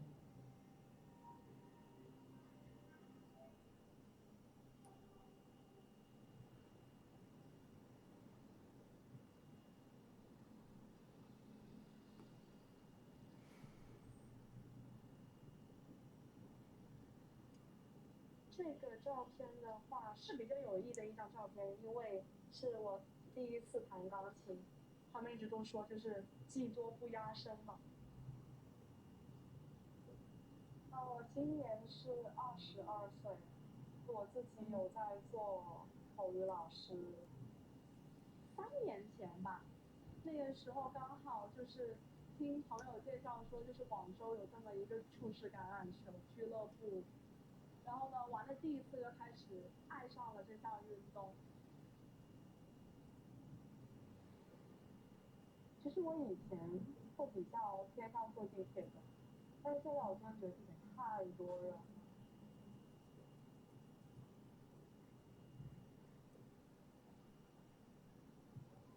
哦，是那个场。他们已经开始了。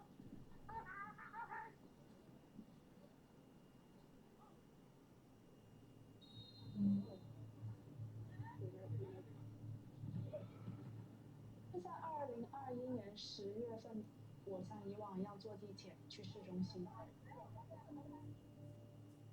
我就突然间感觉我后方站了一名男士，跟我贴得非常近，他的身体的前面是紧紧贴着我的后背的。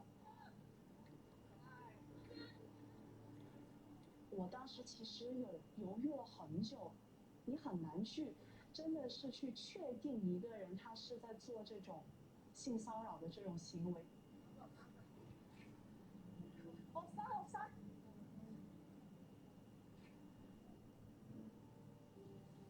我当时也是有明显的感觉到他的私处是有生理反应的，所以这也是让我更加的确切他是在侵犯。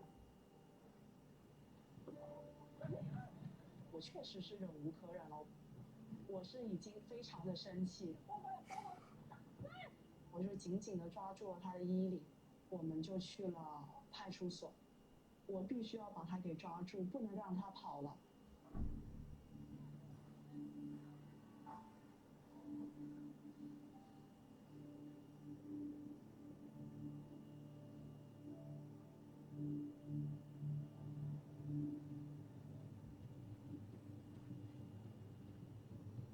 We're searching for Uncle Chi, the shadowy figure we believe is running the sexual assault websites. We go back online to follow the money. The websites list Alipay, WeChat Pay, PayPal, and Amazon gift card as payment options.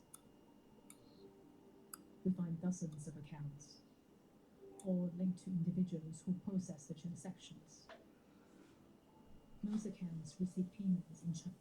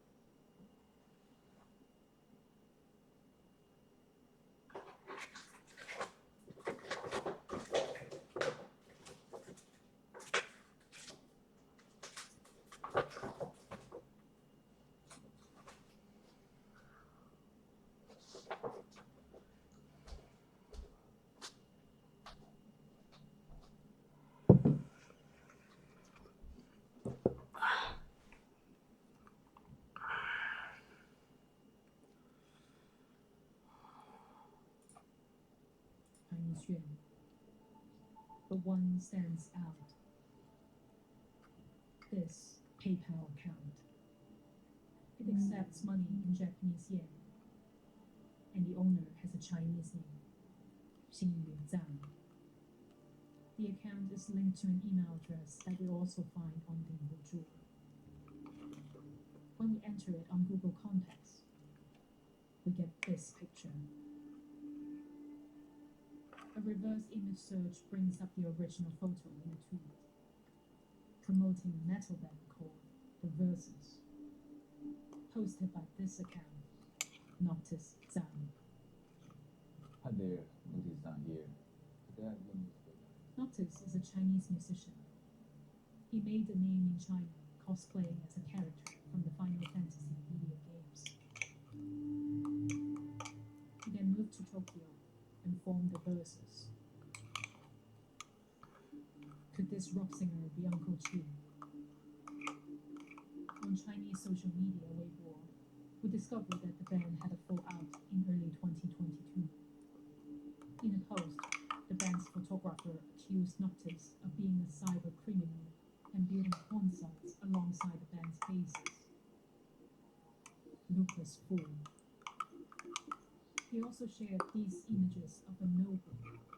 They show some accounting and video categories that look similar to those on the websites. He claimed that Noctis wrote the notes. The photographer also posted a video. It shows what appears to be Noctis's browsing history, with links to Shahan, Jieshu, and the admin pages of Dinghu.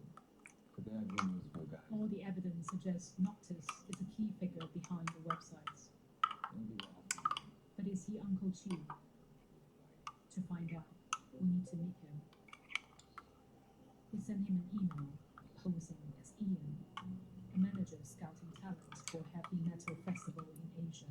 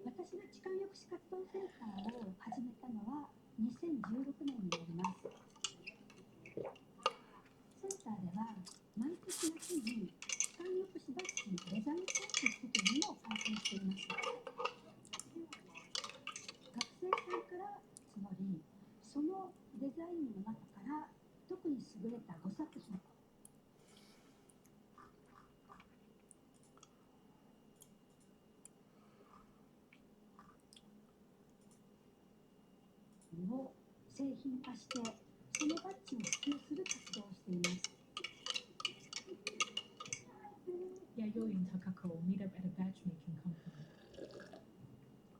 They are joined by the owner. 覚えてる？一番最初に懐かしいでしょ？そうそう。コンテストの応募と審査員で登録してくれた方合わせて1万3000人超えました。だから1万3000はもう私たちと一緒に痴漢なくそう、痴漢なくないよねって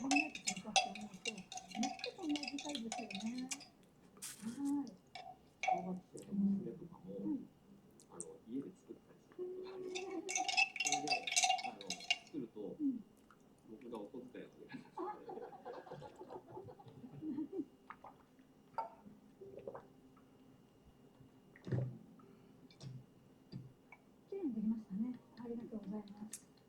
綺麗ですね。なんか出来たてほやほやだほやほや。ありがとうございます。解決するべき社会問題なんだという意識を増やしていきたい。それによって世の中を変えていきたい。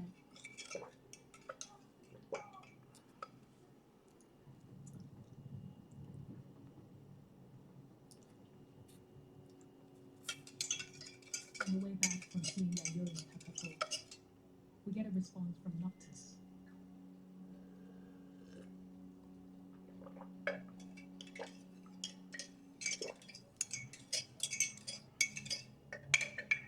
Our undercover journalist, acting as Ian, the parent scout, contacts him. 喂，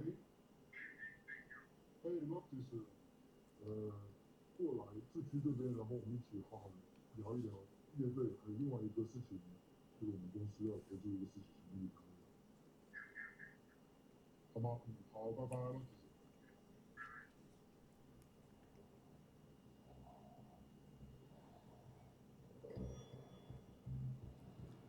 We agree to meet Noctis at a rooftop bar in Tokyo.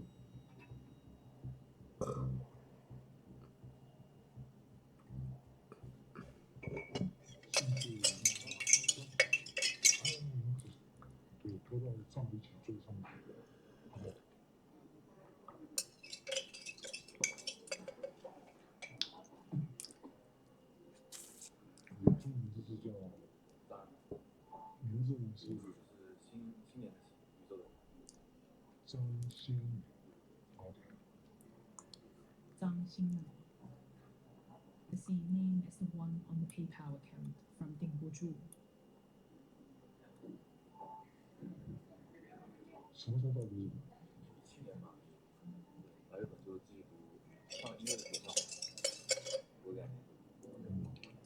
Over the course of a week, Ian meets Noctis multiple times. They bond over music. 去年在日 And sex. 你是说他日本的性爱片还是香港的？还是美国？看它是有剧情啊，比较好玩。Ian asks about business opportunities in Japan's sex industry. And Noctis introduces him to someone who is well connected. 月姐的老哥给你打个电话。A name we are familiar with. 你好。哎呦。Lupus Fu, Ben Space. 是吗？是第一次见。Ian sets up a meeting with them. 今天你的生日已经到了。他庆祝一下，庆祝一下。今天生日，第一个跟你祝生日快乐，生日快乐，生日快乐。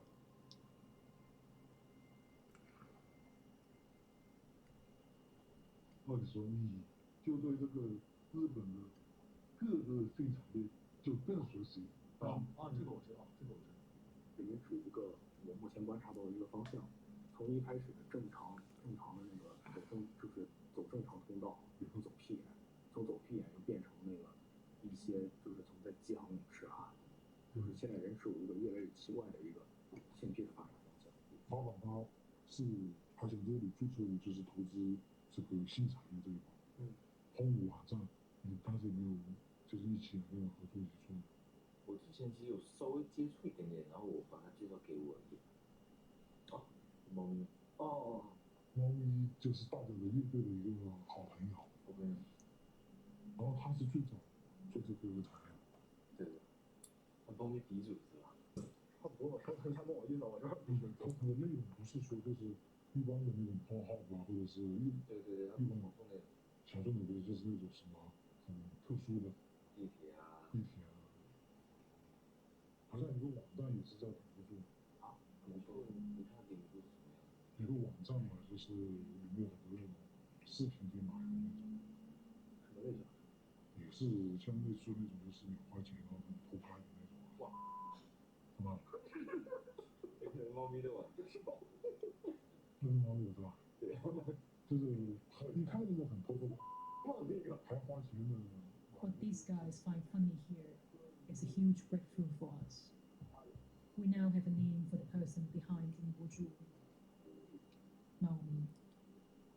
We've also seen the name before in this Weibo post by the band's photographer, who claimed Mao Mi hosted Noctis in his high-rise apartment in Tokyo. In Chinese, Mao Mi means kitty cat. 是那个他的亲和力怎么样呢？他像仓鼠。对，真的这样，他性格很像仓鼠，然后就很高兴的那种。他的长相也像仓鼠。长相不像，长相呢，他性格很像仓鼠，人畜无害，但是对什么都小心翼翼。就是而且有些时候容易过激，因为我也养仓鼠，我知道。他们就是一比较有外国学校这一块特别的鼻子疼。这位在那个。It's clear that Mao Mi is an important player in this business.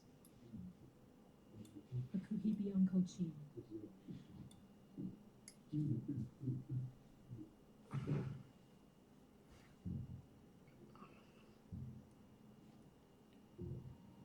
Women being sexually assaulted in public is a global phenomenon. But in Japan, it's an endemic problem. Chikan has even been turned into a form of entertainment. In Yokohama's red light district, there's a sex club where customers can pay to enjoy the Chikan experience. We've come to meet the manager of the club. はい。よろしくお願いします。よろしくお願いいたします。ラシアバーと申します。痴漢の風俗のお店でございます。はい。普通は違法である痴漢というのを、お金払えば合法で楽しめるよっていう形で、それを、風俗店として営業させてもらってます。はい。電車の中で、お客さんが女の子に痴漢をするよというコンセプトで、お客さんに喜んでもらっているお店でございます。伊藤君、今日お客さん結構来そうかな。そうですね、女の子いっぱいいるので、20人ぐらいは。あ、なるほど。女の子今日多いから、じゃあ最終的には40人、50人ぐらいお客さん来てくれるかな。雨とか降らなければね。OK です。こちらがうちのお店の会員証になっています。見てわかる感じなんですけど、IC カード、電車のピッてするやつと似たようなデザインになっています。そこに連絡先とか書いてあったりとか、模している形にはなってるんですけど、これでリアルな感じでお客さんがうちに乗車するというか、あと自分でパソコンでやったんだけど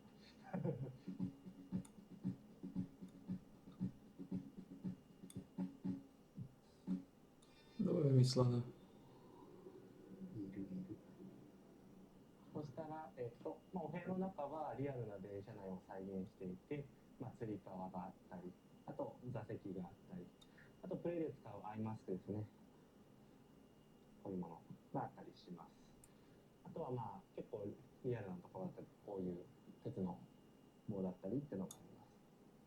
一番の特徴なんですけど、こちらの音響のシステムがあって、リアルな電車内の音をこんな感じで再生できます。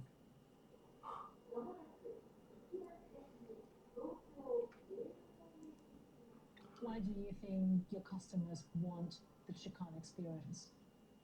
交換ですね。とかっていうのをしないために、こういうところでお金を払ってしっかり発散することっていうのは男性にとってまず大事だと思っています。ただ外で一歩出て、そのお客さんとかが、全く無関係の何の許可も取っていない人に嫌なことをする。人の嫌なことをするっていうのが僕は犯罪だとは思っていて。What is the difference between Chikan here and Chikan in real life? あくまで違うのは実際に女性に、お金を支払って対価がある中でやってるかやってないかではあって。Do you think the business provides a training ground for people who want to commit Chikan? ちょっとその意地悪な質問だなと思うんですけど、僕はそういうふうには考えてなくて、ここはあくまで遊びの場ではあって、犯罪の練習につながるような行為を助長するようなものだとは思ってないですね。はい。And why do you think this business is good for women who work here? このお仕事を望んでやってる子は少ないですけど、痴漢店の中ではやはり力麻酔ではい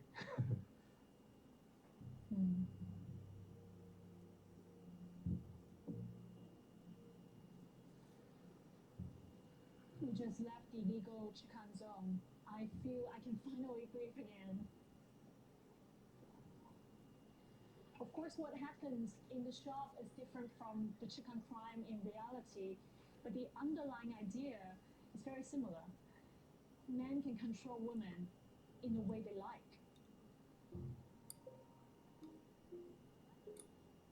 I want to know what it's like to work here. Later that night, the manager lets us meet one of their most popular girls, but only under his supervision. How long have you been doing this job? ラッシュバーに入ってからは2年弱ぐらいで、風俗業界としては9年弱やってます。私はラッシュバーの方が働きやすいと思います。先ほどもアットホームのお店になっていて、女の子同士だったり、スタッフさんだったり、何か自分が困っていたりとかしていた時に声をかけてくれたり。Could you tell me more about your job? What is the Chikan play?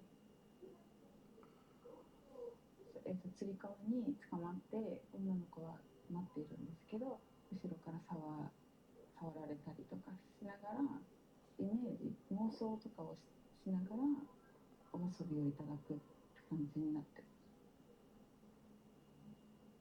What do the customers usually ask you to do? 本格的なその電車の中で痴漢をしてるときにリアルな嫌がり方だったり、これはダメだよってこっちが注意したことに関してもやり続けたりする方も中にはいらっしゃるので、そういう時されるとやっぱこっちの気分が落ちたりします。で、精神的に言われる言葉を言われて結構落ち込んでる時にすごいその時はやめたいなとは思った。Have you encountered Chikan ever in real life? あります。何年か前なんですけど、声も発せない状態になってしまって、実際にあったわって考えたら手を掴んでその犯人になったり、ちゃんと対処できるようにはなっているのかなとは思います。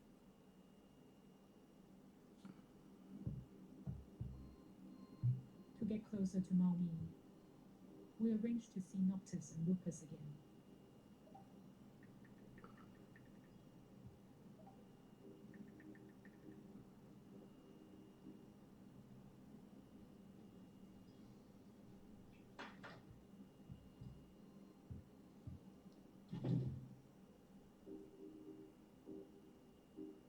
They are joined by a friend. 猫那个跟你那会有什么关系呢？猫咪做推广，它卖那种视频，它需要做大量的推广。它需要做大量的推广，所以我们就需要大量的推广号。基本上我就是白天12点到晚上24点。帮这个猫咪干。对，我来负责宣传推广还有打击。因为它全部整个网上的都是在打到我的账户上，然后再转给猫咪的，找资源的时候直接找，基本上全是伪的。我帮猫咪传的片子有超过5000多片了。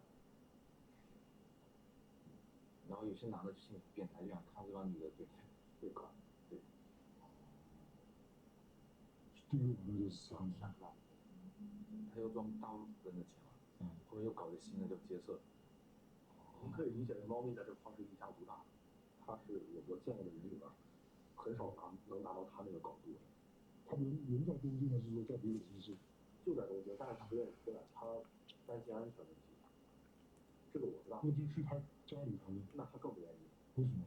那他更阴。这是他性格的问题。就我现在算是极少数他比较放心的人了，就是我能多少说一些话，当然太多了我也不放在里面，说更多了。Noctis tells Ian he no longer works with Maomi.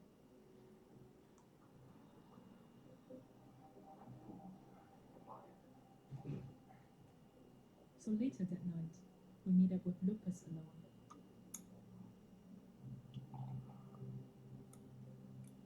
He puts Maomi on speakerphone and tells Ian to pretend he's not in the room.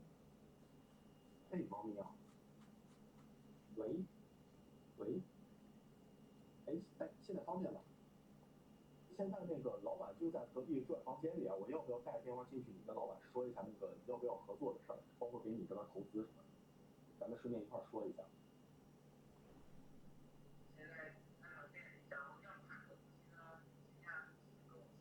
我明白。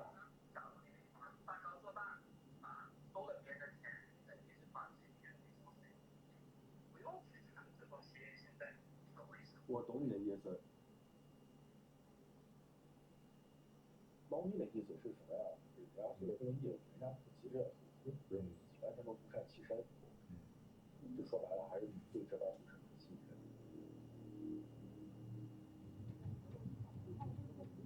It appears that Maui is playing hard to get.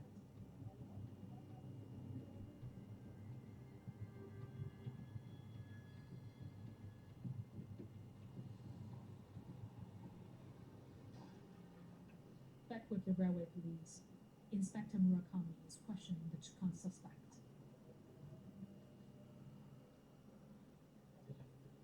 これでさ、普通の切符で何往復もさ、同じところぐるぐるぐるぐるやってるとさ、まあ僕らが言ったら痴漢と同じね動きだから、本当に変な人が見ると、あの人また来たなとかさ、思うから。うん。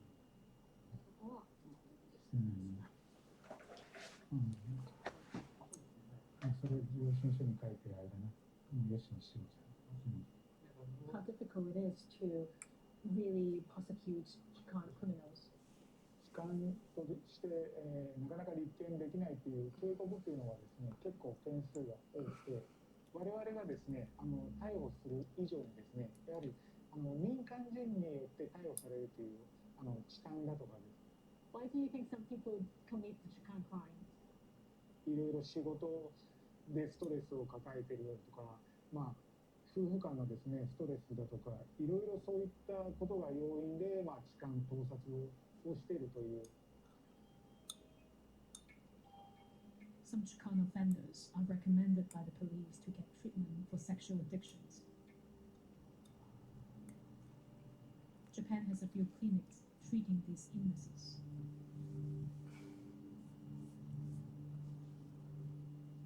One of them is the Oishi Clinic. It runs through therapy sessions for those who are addicted to Chikan and upskirting, known as Tosatsu in Japan.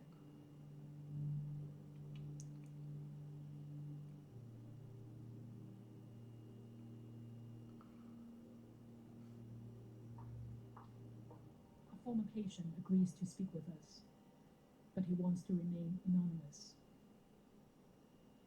Why did you start Tosatsu? なんでそんなことやり始めたかっていうと、やっぱりそういうアダルトサイトみたいなところをたまたま覗いてみたら、すごいいろんなジャンルがあるんですね。盗撮もあれば。そんなものがいっぱい、今の世の中すごいなと思ったんですね。見てるうちに、あ、こういう盗撮みたいなのは自分でもできるかもしれないな。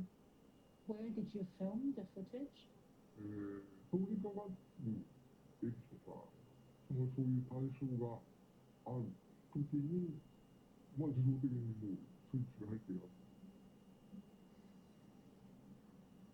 まあ女性のスカートの下っていうか中から動画を撮るっていうことを繰り返してやっていった1年ぐらいかな。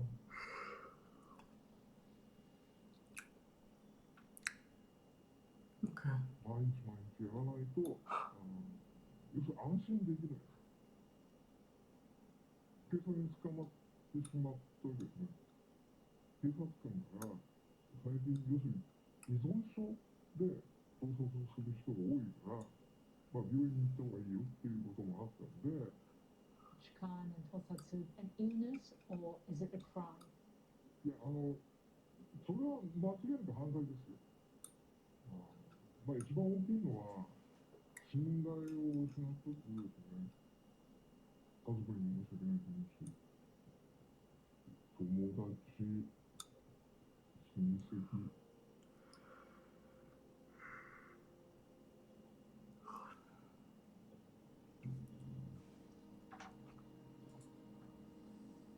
We've heard nothing from Maomi. But on Chinese New Year's Eve, our luck suddenly changes. We get a call from Maomi's assistant. 喂，你是在东京吗？我在东京啊，我在那个有些布克隆时代这边。那我现在叫那个计程车送我过去你那里，然后我们在那边玩庆祝新年，一起搞。好啊。En route, Ian is sent an address for a karaoke club.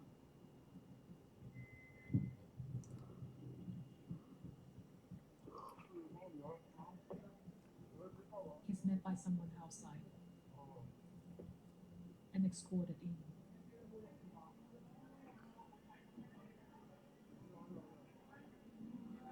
太忙了。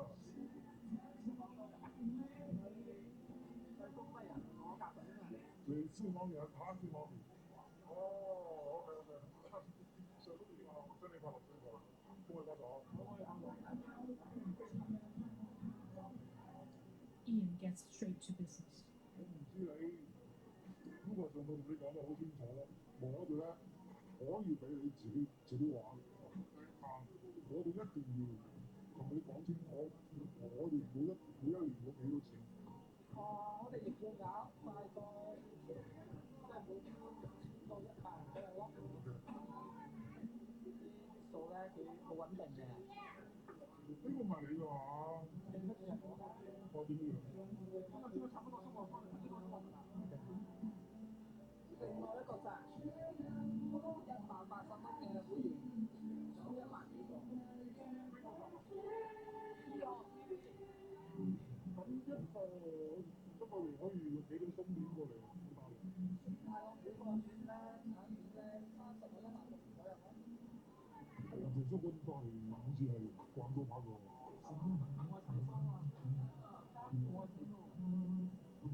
Uncle Chi, the person we've been looking for, turns out to be a 27-year-old man that looks like a college student. He shows off his Twitter account, where he openly promotes his sexual assault videos. And there's more.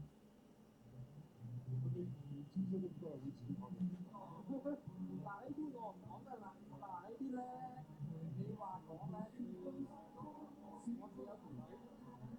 一個係我嗰度。佢而家嗰個公司係咪話呢個團隊有幾多人？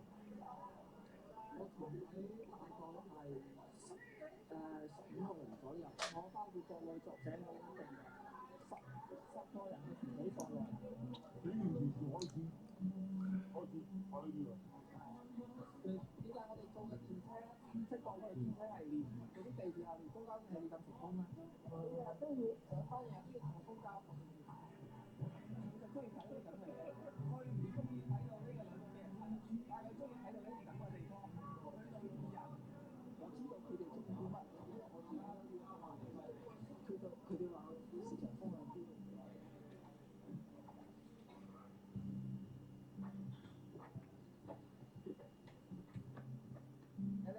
We found Uncle Chi.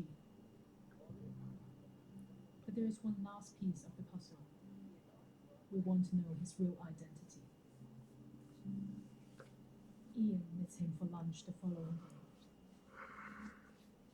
咁你頭先講啱啱我問佢，咁你講成點啊？你而家有生意嗰陣，會大家係3個，呢個之後要睇我另外一個紅鴨我叫開業街景。會唔會虧錢先係？我哋啱好準備啊，呢個新市場。As Ian asks where to send investment funds, Maomi makes a mistake. He gets out his bank card and hands it to Ian. It reveals his real name, Tang Zhuoren. This is the identity of the man who's built a business out of sexually assaulting women.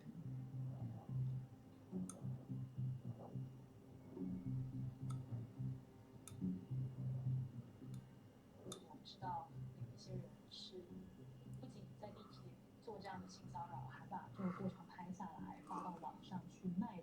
听到这样的事，你有什么样的感觉？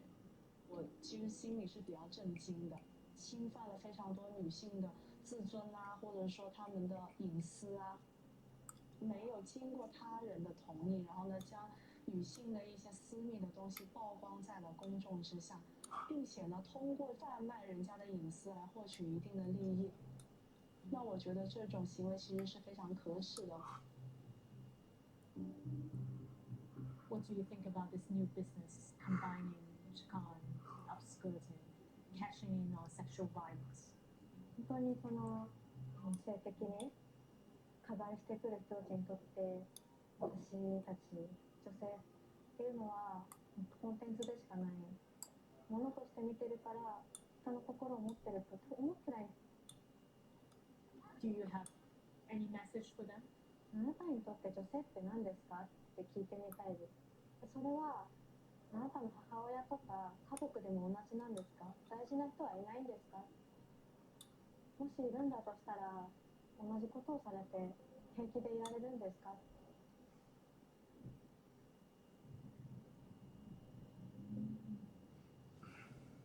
It's time to confront Mao Mi and put our allegations to him.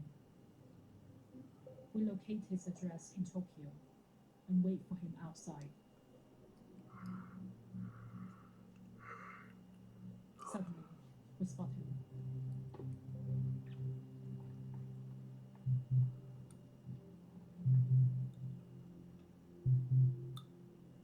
Mao Mi，你好，我叫馮少欣啊，我係英國廣播公司 BBC 嘅記者，我想問你幾個問題。我哋知道你係網上嘅齊叔，你製作同埋指使他人拍攝喺網上販賣性侵害女性嘅視頻。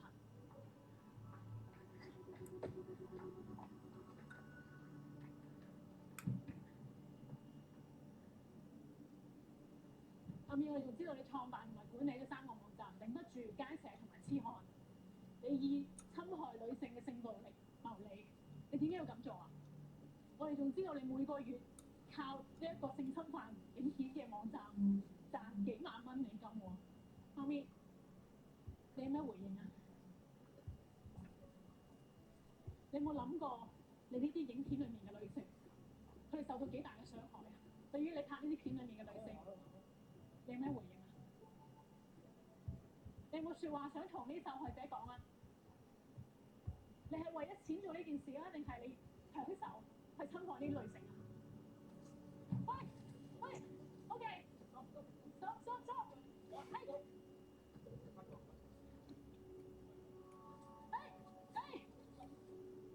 我哋會離開。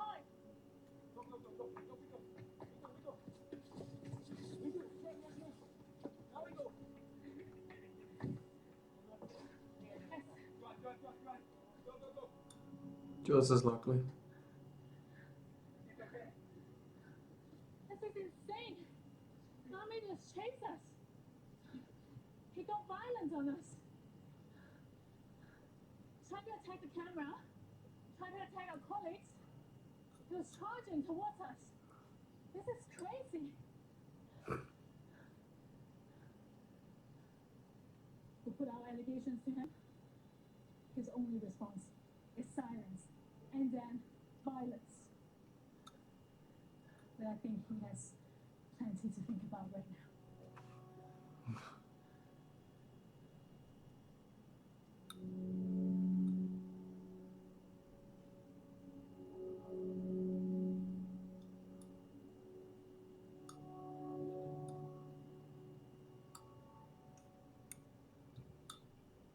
女子高生とかじーっと見てる人、その後ろにこうついて電車乗ろうとしてるような人がいないかどうかを見ていただければと思います。でもしそういう人を見かけたらですね、その人と受験生の間に立つようにちょっと視線を遮るぐらいで結構です。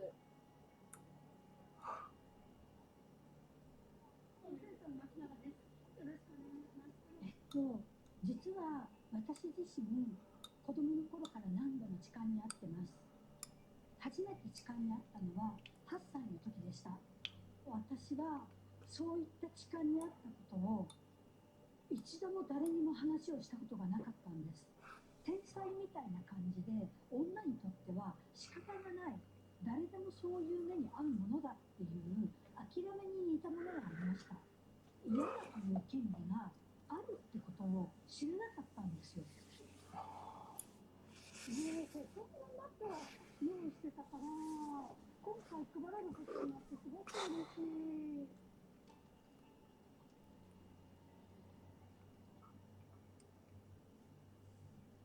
私は痴漢に対して本当に腹を立てているけれども、子供の頃の自分が痴漢被害を訴えることができなかった、助けを求めることができなかったっていうのをすごく悔しく後悔してます。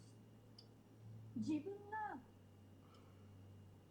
私今57歳だから、本当に50年前に助けを求めて、誰かこんな社会を変えてくれっていうことができていたら、今の子供たちは痴漢に遭ってないかもしれない。その怒りが原動力になって、私はこの活動を続けています。そもそも痴漢されたくないだけなんですよ。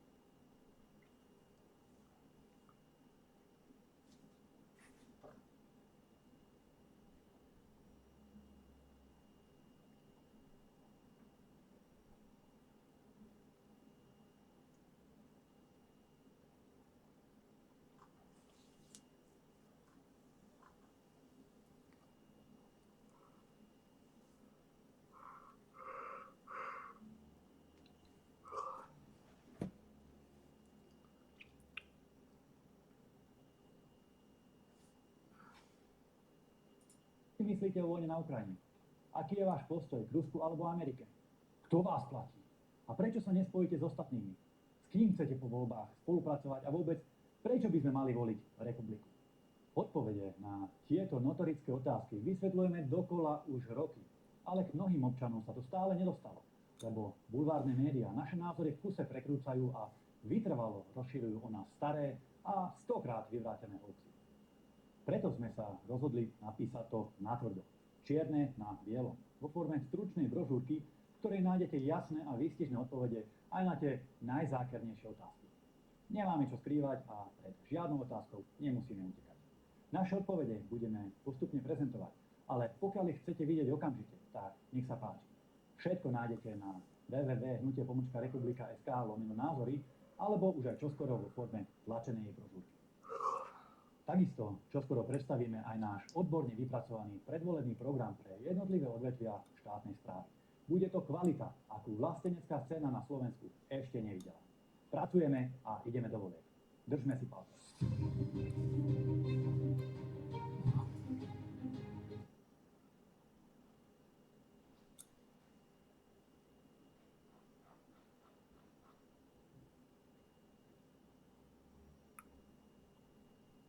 What?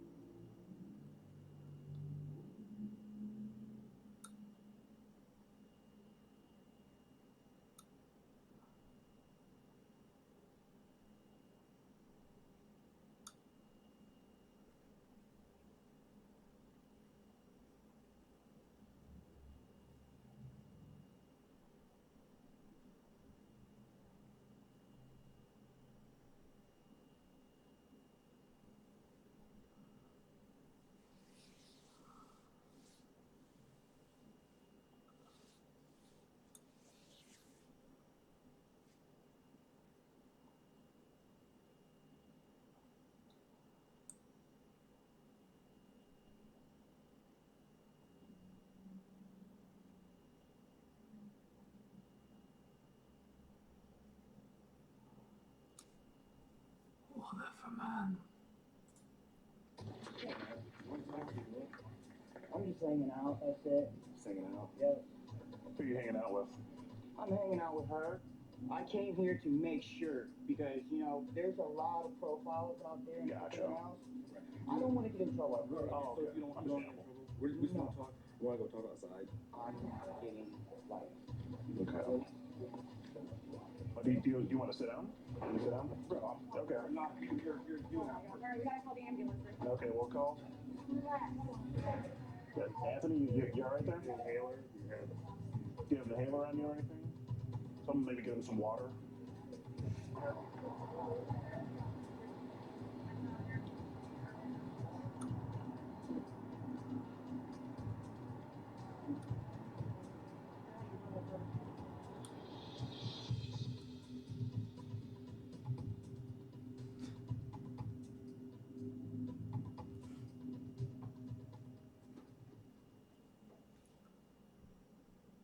What up? It's your boy Skeeter here. Just want to give a huge shout out to the homies in PC Incorporated for setting this whole thing up and allowing me to be a part of it. So be sure to check out their channel. Secondly, we had to cut a few things out of this video in order to make it fit YouTube's guidelines. So if you want to see the full, raw, uncensored version, be sure to head over to my locals. Here you can access my uncut and uncensored content. And some of the videos on there are not on YouTube and won't be for some time. So if that sounds of interest to you, be sure to head down to the link in the description below and become a local supporter. That's pretty much all I got for you. Hope you enjoy the video. There's a number of things that could cause one to pass out, like hot summer weather, finding out that your side piece is preggers, being confronted about the inappropriate conversation that you were having online with a 14-year-old girl. In 29-year-old Anthony's situation, that was the case. As soon as I started questioning him, he fainted, causing the scene of the century in this Walmart shopping center in Marion, Indiana. With the way he passed out, you've got to wonder whether it was all an act or not. I don't know about you, but I'm calling the bullshit. Curious customers walked by, awestruck, concerned about the situation. Little did they know what Anthony was in the store for. He wasn't there to purchase a gallon of milk, I'll tell you that much. Anthony stuck to the script until paramedics arrived. But that only saved him for so long, until the Marion Police Department showed up to book him. It was a very busy weekend in Marion, Indiana. We came down there from Michigan to team up and collaborate with the predator catching group known as PCI. Now, even though they have a huge presence in all of Indiana, it hasn't deterred any of these guys from showing up and trying to meet up with, a 13-year-old girl. It's really surprising. I mean, how many predators are out there? I mean, it's just crazy. The state of Indiana just seems to have a real predator problem. It's like there's just no shortage of these guys out there. We drove in Friday night, caught a guy. That went really well. Got some sleep, woke up the next day on Saturday, and got right back to it. Eric from PCI hit me up and said, "Yo, Skeeter, we got a guy on the hook. He's trying to meet up with a 14-year-old girl, I think it was, at this Walmart. Can you make it? He's meeting in about 30 minutes, and he's antsy." Me and my cameraman were at breakfast at the time, and we only had so much time, so I scoffed down my coffee, burned my tongue, and we were off to the races, off to meet this guy at Walmart. Now, this was really last minute, and PCI organized the whole thing, so I didn't really know what I was walking into. Now, I imagine the story with this Anthony guy was a lot like, all the other predators we catch. However, his reaction when we confronted him, that was a bit different.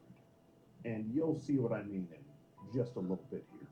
Now, mind you, this Anthony guy has a daughter of his own. And his plan was to meet up with this 14-year-old girl in the Walmart, bring her out to his car, I think it was, and have sex. And he was going to do this just before he went to pick up his daughter from school, I think it was. I mean, the audacity that someone could have to do a thing like that and then just write it off like it was just a normal, everyday task. It's just, it's truly mind-boggling. So as soon as I step foot in the Walmart, Eric hands me the chat log, and then we start getting into the nitty-gritty of what this Anthony guy is all about, how he looks, and what he was saying to this girl that he believed to be 14. Meeting Eric here for this catch. He says he's got this guy meeting up with a 13-year-old girl, I think it is. He's inside the Walmart right now, and looking to see where Eric is parked at so we can go in together here. All right, now our potential predator, we don't know what he looks like or anything, because Eric has all the information, but we're going to meet him at the entrance right now, and we're going to get see if we can get a little brief on this guy, what he's all about. And he did mention that he has kids of his own, so there's that too. Oh, there he is. Okay. Looks like he's got the chat box printed as well. What's up, man? Did you have me in the shoes? No. Shoes is always tradition, Right. What's this guy been talking about, man? What's this guy been talking about? Talk about how, he's like a 14-year-old. Oh. Said you can do it without conflict. No. Wants to do it when it's struck. Struck. I never heard that one before. But I'm just gonna look at the chat log with you. What's this guy look like? You got a picture on him? Where can I see the binder? So here's what we got. Yeah, that's what this guy looks like. Total boy with the tattoos. Got a pretty good look on him. Do you know what he's wearing? Do we know what he's wearing? I can't remember what it says. He's like around there somewhere. Okay. Well, I want to come in just to so he doesn't see. Did you print off like every screenshot, or is there like specific stuff you wanted to like? Okay. I think it's the majority of the chat, but I don't have the whole thing. Really, we'll like have somebody's doing and then try to get him outside, and then we can really go into the You want to do it inside? Huh? You want to do it inside? Maybe can, but what are you worried about? Just I don't want to get banned from here. Oh, we caught like 8 dudes from here. You still? They haven't said anything to you? They haven't said anything yet. Oh, you always have But to we go outside? always go outside though. Okay. You think you saw him? I'm pretty sure that's him.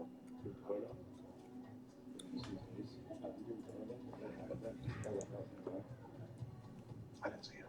Where's he right now? Dog food. Yeah, and he's a dog for having this conversation too, I'll tell you that. Wonder what he'd do for a Scooby snack. What area?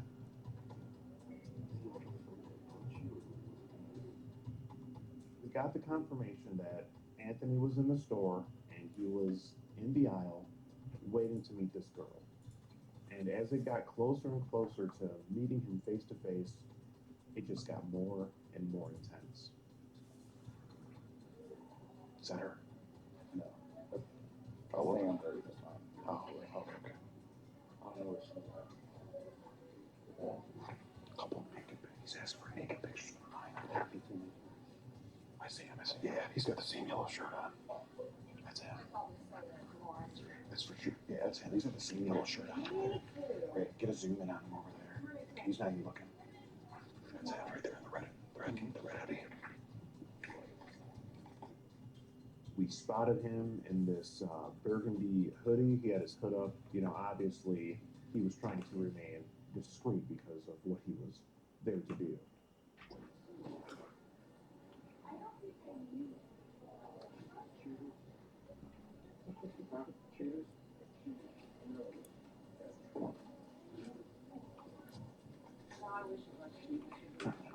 Close enough.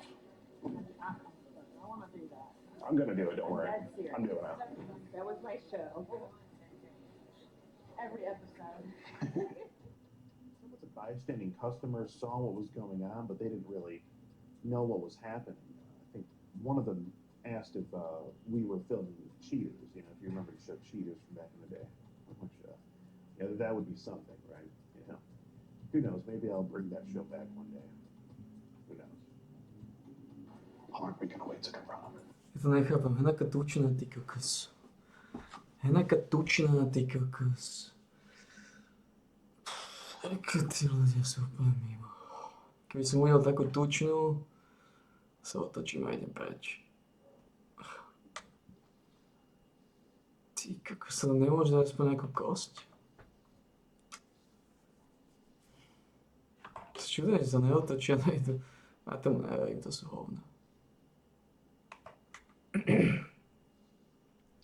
Neexistuje. Uvidíš jen takú bombu, otočí sa, ideš domov.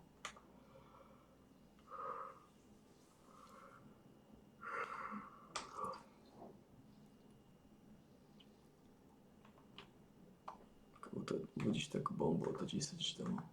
Neexistuje.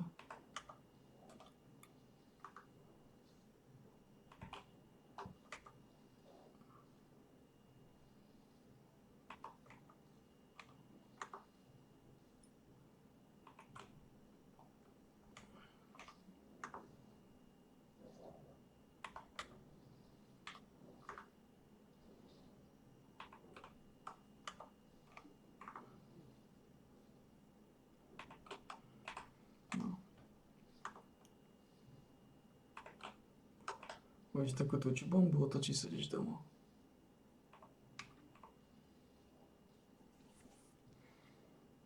Neexistuje.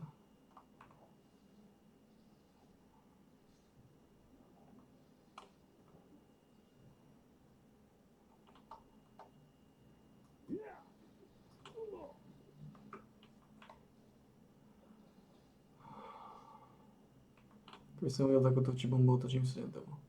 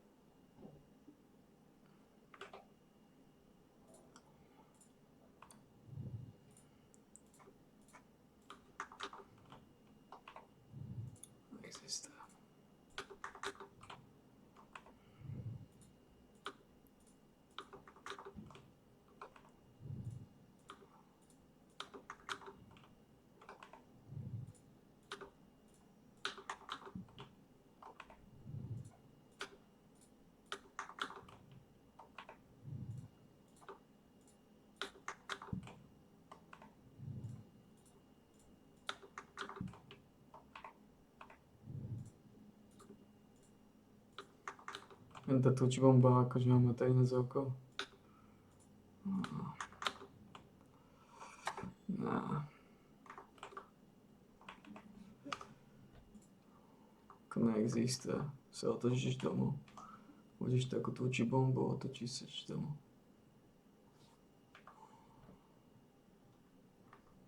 Neexistuje. Budeš takú tuči bombu, otočíš sa domov. Let's go now.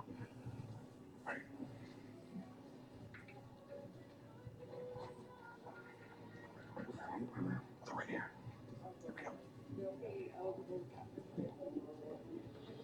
No, to tuči bombu. I'm just hanging out, that's it. Just hanging out? Yep. Who are you hanging out with? I'm hanging out with her. And how old is she? As far as I know, from the profile that I saw, she was 20, 24, I think. 24. What did On you Meet Me, yes. You want to try again? What'd you just tell me in the aisle over there? You were just asking if I was 14, right? She says right here, I'm 14. And you say, you're effing with me, right? And how old are you? I did, yes. I came here to make sure because, you know, there's a lot of profiles out there and Gotcha. everything else. Right. I don't want to get in trouble. I really Oh, So if you don't get in Understandable. trouble, we just want to talk. We want to go talk outside, and so it doesn't. We don't cause a scene and shit. Yes. Because I know that there's a lot of talk. You even say, are you joking that you're 14? You're truly 14? Yeah. Len tá tučka. So are we just going to go outside? Yeah, we'll just talk outside. That's fine. Však to ledva chodí. I'm here to find out because I do not want to. So you came here to find out if she was actually 14? Yes. From the get-go, I believe that Anthony was trying to think of a plan to get himself out of this situation. And let me tell you, he came up with quite the master plan. That doesn't make any sense. Because if she was, then I was going to report it. You were going to report it, so you had to come here, meet her, and make sure. Yes. You couldn't just trust what she was telling you on the app. You just told me in the aisle you're 14, I'm almost 30, this isn't right. Yes. You shouldn't be doing this so people look down on this. Yes. Well, so why'd you say that? And we're still walking. I'm getting like. Okay. Do you want to sit down? Can you sit down? Okay. Not, you're doing that. All right, we gotta call the ambulance then. Okay, well, call 911 then. He's having a predator attack. Come on, bro. That was fake as shit. Now, Anthony, you're making a total scene in this Walmart. You're really not making yourself look good here. Looking a little dramatic here, buddy. I tried to catch you. You forced yourself down. As we're exiting the store with him, he leans against this shelf and, if you ask me, pretends to pass out. It didn't look real or convincing at all. I mean, he starts falling.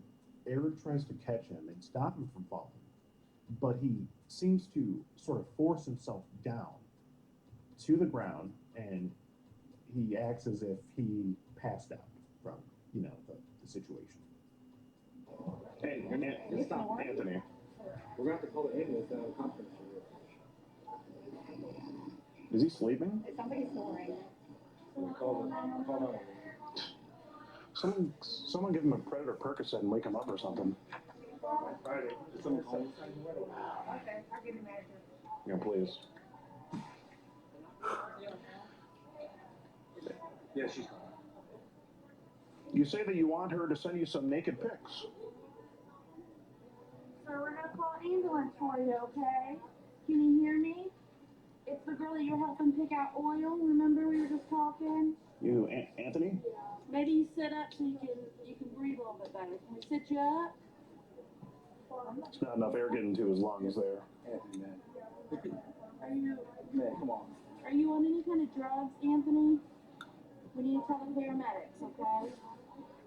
Your chest is moving, you're breathing. You even said that you are truly down and want to make sure that the cops aren't waiting when you came to meet her. So that got him moving. Anthony was, passed out, but I knew he could still hear me, so I went ahead and got into the chat log Anyway.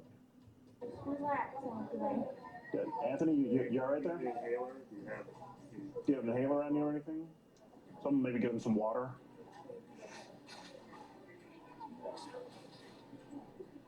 I had a Chomo chocolate milk. You have what? Chomo chocolate milk. Oh, the Chomo chocolate milk? That'd probably help. He does look like he needs some milk.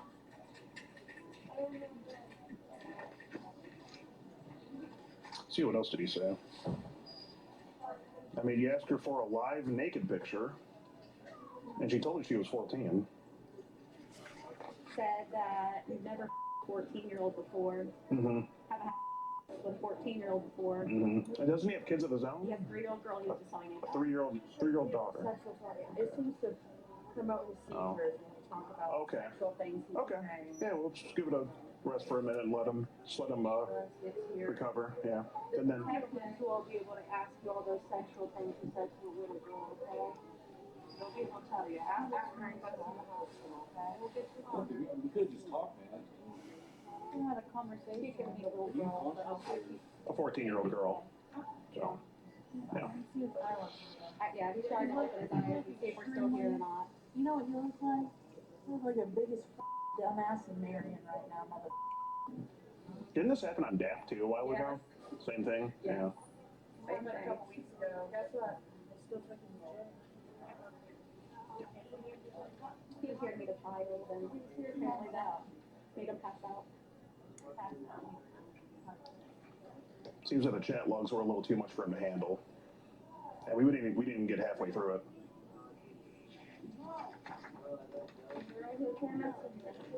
Anthony? Now, we have never seen anything like this at this point. I mean, this was, truly, truly amazing. And Anthony stuck to this act until the EMTs arrived. Caused an entire scene in this Walmart. I mean, there would have been so much less of a scene, and he would have had so much less attention on him had he just walked out of the store and answered our questions that we had for him. But Anthony was a real class act, He apparently he likes the spotlight being. Anthony? Because I've never blanked a 14-year-old. Now, I imagine nothing really goes on in this city. So for people to be, witnessing this going on, I mean, it had to have been pretty entertaining for them, I would imagine.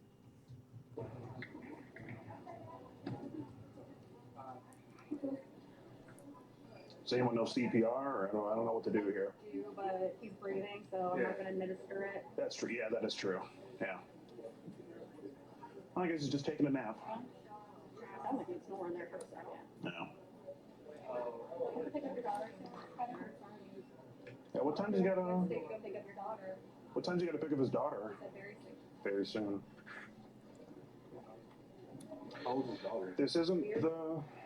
This really isn't the father figure that she needs, I don't think. No. Quite far from it. Either you're on top or I bend you over. He's a little deaf. What was the problem? Can't be in here. What's that? Can't be in here recording. Okay.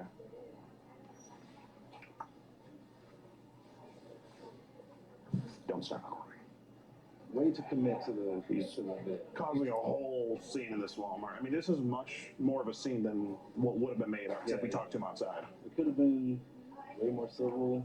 Yeah. I mean, You're going outside to follow there's fresh air out there. Do you maybe need some fresh air, Anthony? he's really committing to the part. His eyes keep opening. Yeah. I mean, Trying to open up, wake up. Anthony, this is obviously Cap. I see your eyes. Your eyes are open. I mean, can you just get up and so we can go outside and talk about this? Anthony, are you with me? Can you hear me? You all right, Anthony? Are you able to get yourself up? Okay, you should be able to. Okay. That's normal. Well, I don't know if you should. Maybe you should just. Your hand is very dirty. I'm not going to contaminate myself. There are some shelves behind you that you can use to lift yourself, though. Maybe you should sit down, sir. Maybe just take it easy. Lean back. Lean back on the show. Yeah, just lean back like Fat Joe. Anthony, you can do whatever you want, okay? That was Fat Joe, lean back, right? Sit down till the paramedics come, and then the police will be here as I think it well. was Fat Joe, right? Okay? Lean back was Fat Joe, right? There for a minute, but you can do whatever Not you lean want. back. It was Fat Joe, yeah, for sure. Yeah. Okay? You're free to leave, you can walk out there, but we did call an ambulance for you, okay? They're gonna be here soon. Well, Oh, it's fine. What? Do you have seizures or something? I do have a history of Was that a seizure? I have no clue. Are you on any sort of drugs? You probably shouldn't. No, you I'm probably not. shouldn't stand up. It done happened to me like that before. Getting caught in 4K or the passing out? Do what? Getting caught in 4K or the passing out? The passing out. Okay. So you haven't been caught doing this before? I've never done it. This is your first time? That's what I'm trying to explain. Anthony, do you know how many times we've heard that? Me personally, no, I really don't. Okay. Well, we've heard it a lot. I've Okay, never. so right now we have to pull up this incident. So Okay. pull that now. Let them fill it up. Seizure when I woke up. I didn't remember what happened right before. I Yeah. remember she hit me at 14-year-old. Yeah. Yeah. Medicine these days don't get all that. We'll let him fill out his seizure form, and then maybe we can ask him some questions after. I'm just looking out for your safety. I understand. You almost hit your head on this, pretty much saved your life. Yeah, you really did. So you shouldn't be walking around. You definitely shouldn't be driving. Maybe just take it easy for a minute. Just relax. Ambulance will be here. On the phone, man. No, You right? I just want to go outside. Get some You fresh can do whatever air. you want. No, it's not. We'll make sure. I'll make sure you don't fall. Thank you. Hit your head or something. Oh, there's the ambulance for him. Perfect. Hopefully they brought the police with them.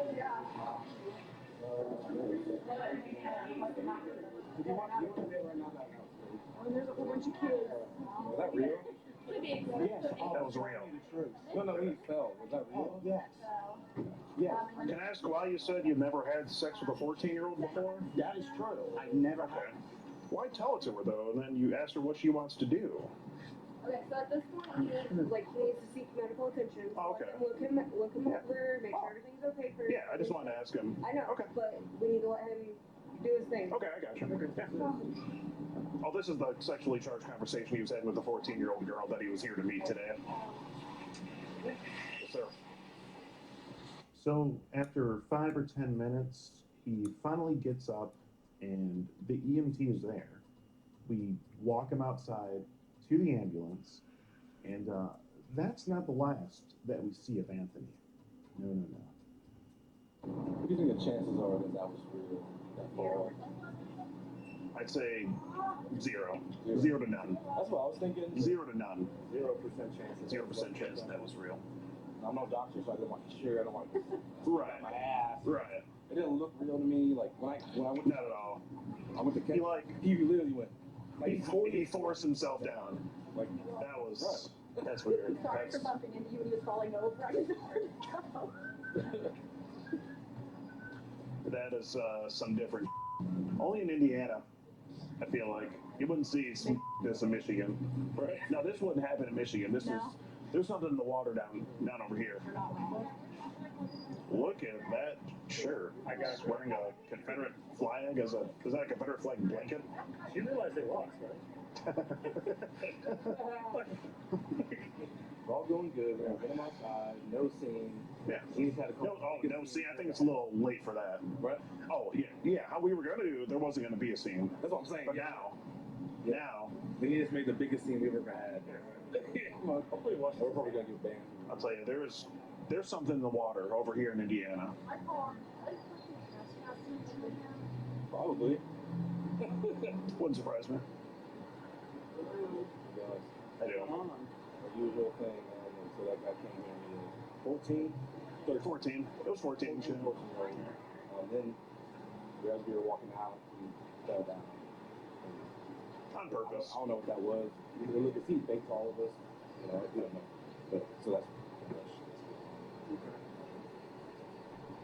Was he even talking or anything? Like before he collapsed? Or now? Oh yeah. So he was talking to us. He was talking to us. He fell down. I was on the ground for like 10 minutes? 10 minutes? He was on there for a minute. Yeah, 5-10 minutes. 5-10 minutes, yeah. And then he got up and started talking again. He came outside. Okay. Is this everything you guys got on him? Is this the entire chat? Are you able to summarize it real quick, kind of what he's summarized? On there, isn't there? He asked for news at least twice. He said he really wanted to send me a couple of naked pics. Then he went to Snapchat and said send a live naked one, yeah. Asked if I was on any birth control. Okay, this one time I looked like a big condom.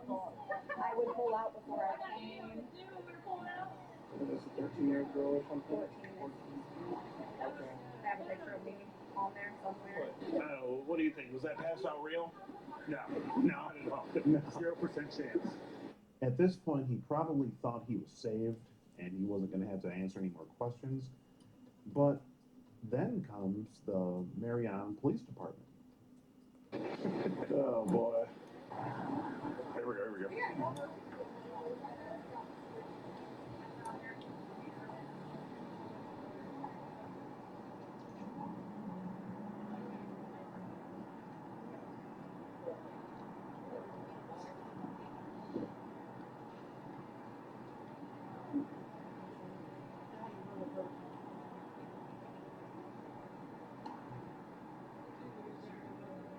All right, what do you think they're talking about over there? Police is obviously going over the chat log with them. Right there? These two right here, yeah. Yeah. Hey, see the police is going over the chat log with them? Probably saying something like, I was just trying to make sure. Yeah, that's what he said. I was just trying to help her. Yeah. I just said those sexual things to see where she was at. Just to see what she would say. To see how much trouble she was really in. Yeah. So I could know. Thinking probably another Calvin situation. Right. He's probably doing some just doing an experiment. Some kind of experiment, some kind of Shomo studies. You know. Yeah. There's a lot of those out there. All in the name of science. All in the name of science. Put in good work. Yeah. It's crazy that someone would commit a full-on felony just to do some research. Hey, that's the dedication for science. For science. For science. Yeah. You do anything for science. Yeah, apparently. The progression of science. They call that fellas around to find out? I think so. Grab and find out. That is what they call that. Right. Yeah. Dude, he looks like a GTA villain or something. Like Trevor's cousin or something. He smells like heat. Right. Yeah, I can see that too. Thank you, gentlemen. And this is when reality really started to hit Anthony. I think at this point he knew that the act that he was trying to pull off wasn't going to work. And that he was going to have to talk to the police about what he was there to do. There's been one phone call. True.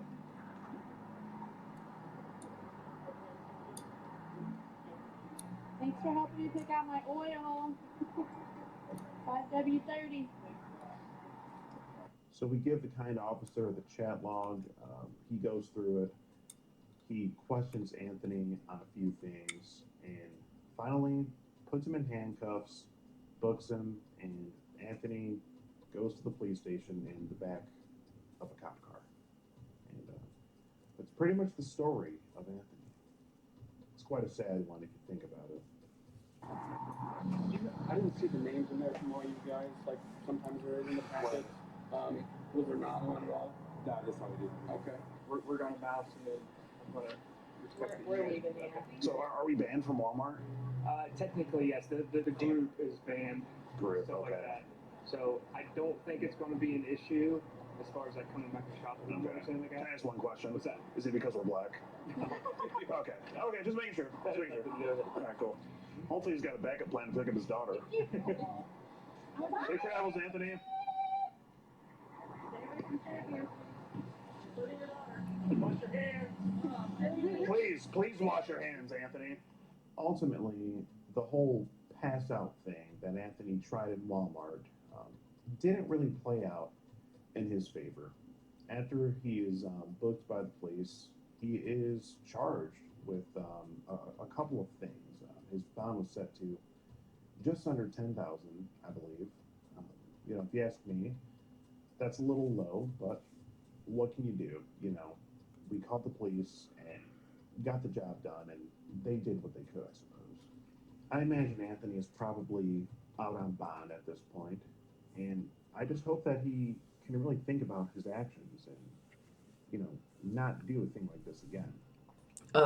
Ja si myslím, že on vyšiel ako to byť trošku viacej prešpekulovanejšie. Just like Anthony. And if they happen to get caught up in our investigation, they will be discovered. And they'll ultimately get Trošku treated viacej just like prešpekulovanejšie. Anthony did on this day.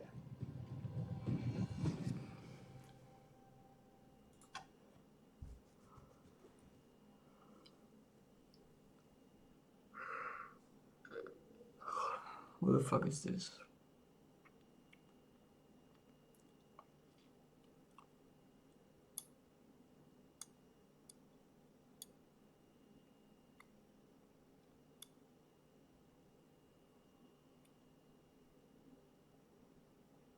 Milking room. What? What's your milking room?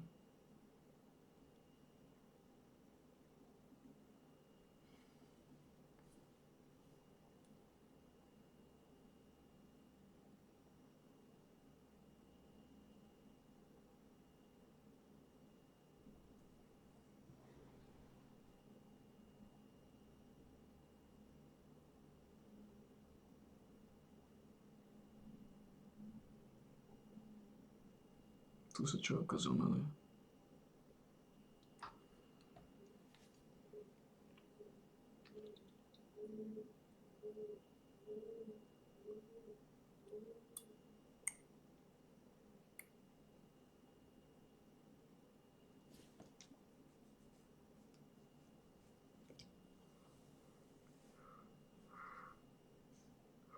What? Kam beží jen ten? What?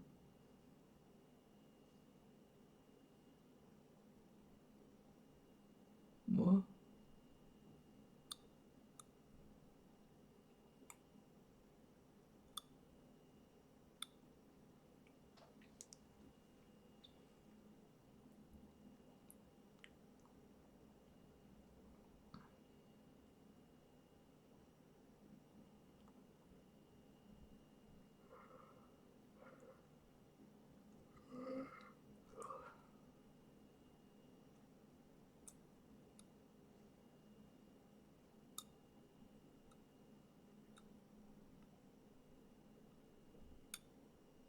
Čo bolo?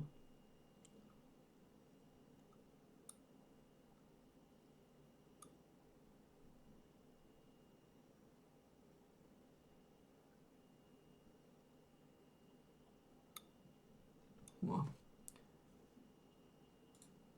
This is the true story of Lisa Holm, a loving and intelligent 17-year-old girl, a young woman that was spreading her wings and entering the bigger world. But then she vanished, seemingly into thin air, but with no enemies and in a safe location. Where could Lisa have gone?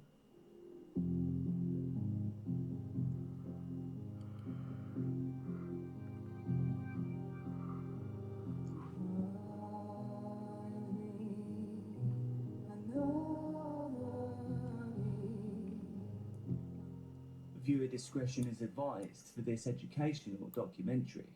Welcome or welcome back to Dark Case Documentaries. I bring you true crime, disturbing stories and other things that you may later regret knowing with regular uploads every week. Please do join the quickly growing, incredibly supportive Dark Case family by hitting subscribe now and turning on notifications. Remember, choosing to be kind can save a life in many ways. Thank you so much for choosing to be here with me. Our love and respect goes out to all those that knew and loved Lisa and all those affected by this case. I just want to preface this video by apologising for my pronunciations of some Swedish words and places. I have tried my hardest to get these words right, but I'm definitely not a native Swedish speaker, so here we go.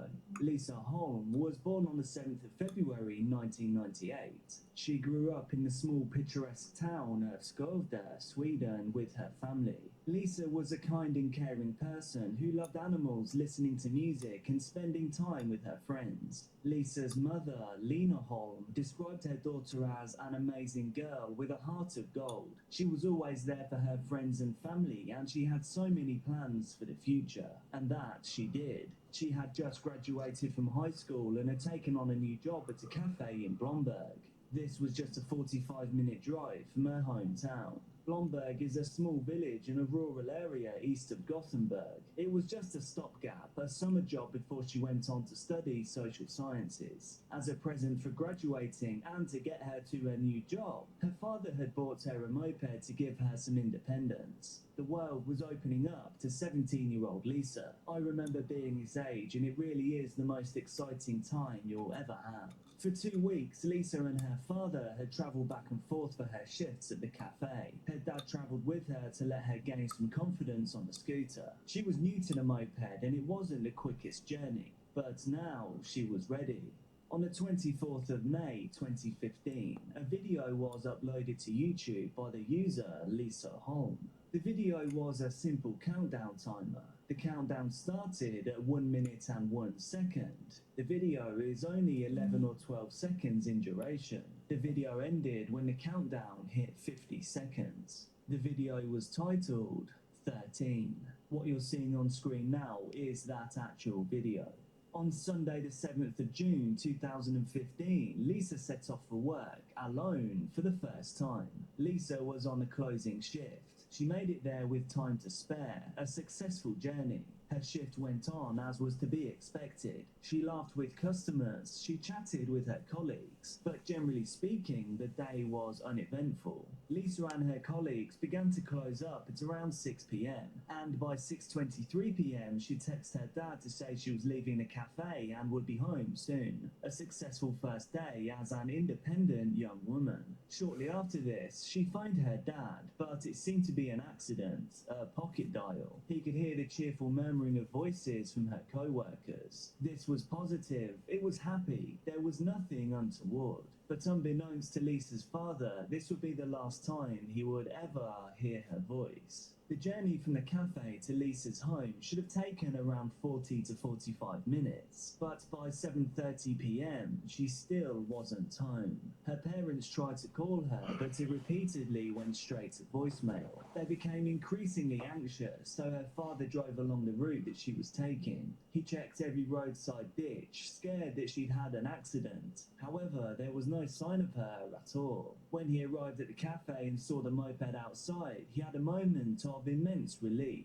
But this moment was short-lived. As he got closer, he saw the keys in the ignition. The relief was cruelly snatched away and replaced with a creeping dread. Lisa was wise. She would not just leave the keys in the scooter and walk away. After searching the cafe and the surrounding area to no avail, Lisa's father called the police, who launched a preliminary investigation. When the police arrived at the cafe, they searched the area for any sign of the missing girl. Anyone who knew Lisa knew they were looking at a case of abduction and not a runaway. With the help of a police dog, they searched the surrounding areas. This included a conspicuous barn that sat across from the cafe.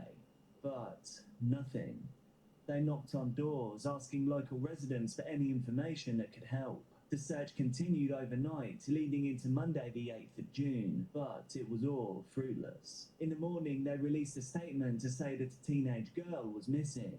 They chose not to reveal Lisa's name, holding the information close to their chest. But they felt this gave enough information away to assist the investigation. At the same time, the police made a harrowing discovery. A moped glove had been found in the barn opposite the cafe. It was confirmed to be Lisa's. This was the same barn that had been searched by the police and the search dogs the nights before. Strangely though, nothing had been found during those initial searches. The glove had been handed in to the police by the landlord of the Blomberg estates. He said that it had been found by farm workers who had gone into the barn to begin their work that morning. Unfortunately, the chain of custody for the glove was not entirely reliable. This essentially invalidated any forensic forensic evidence that could have been taken from it. But the discovery of the glove changed the course of the investigation. The investigation was consequently upgraded. This allowed authorities to make use of all resources available to them. This meant more officers, larger search parties, and more manpower.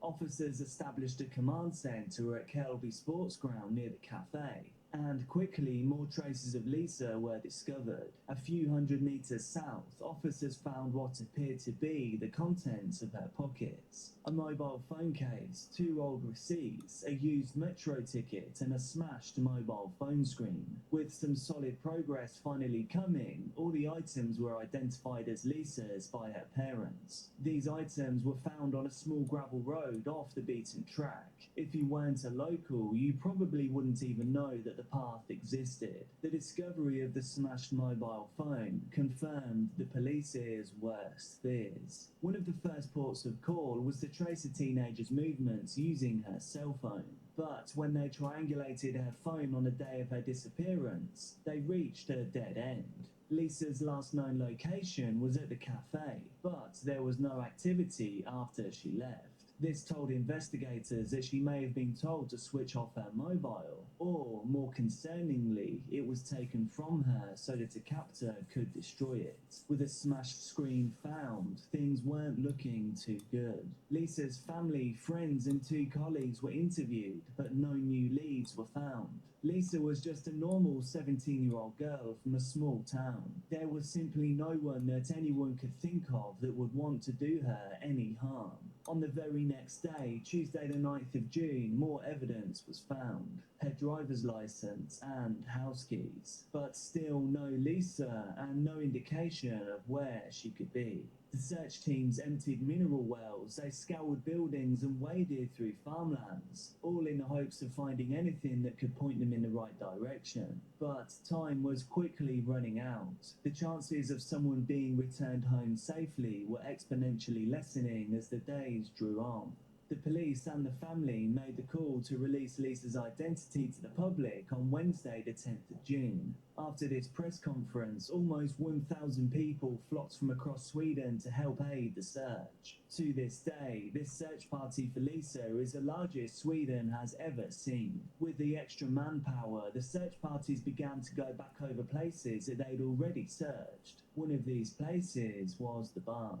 During yet another search of the barn, investigators found one of Lisa's earrings near the entrance. Police narrowed in on the barn and forensics teams were brought in to obtain as much information as possible. They discovered some biological matter, namely human feces. These were believed to actually belong to the person responsible for taking Lisa. Due to human evolution, during times of immense rushes, there can be an urge to void the bowels. These speculated that whoever took Lisa experienced this adrenaline rush. For them, this was all a thrill.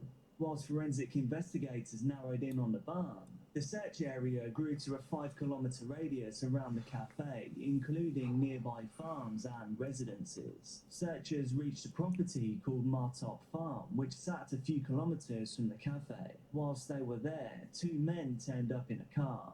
They claimed that the farm had already been examined and not to waste their time. But something didn't seem right.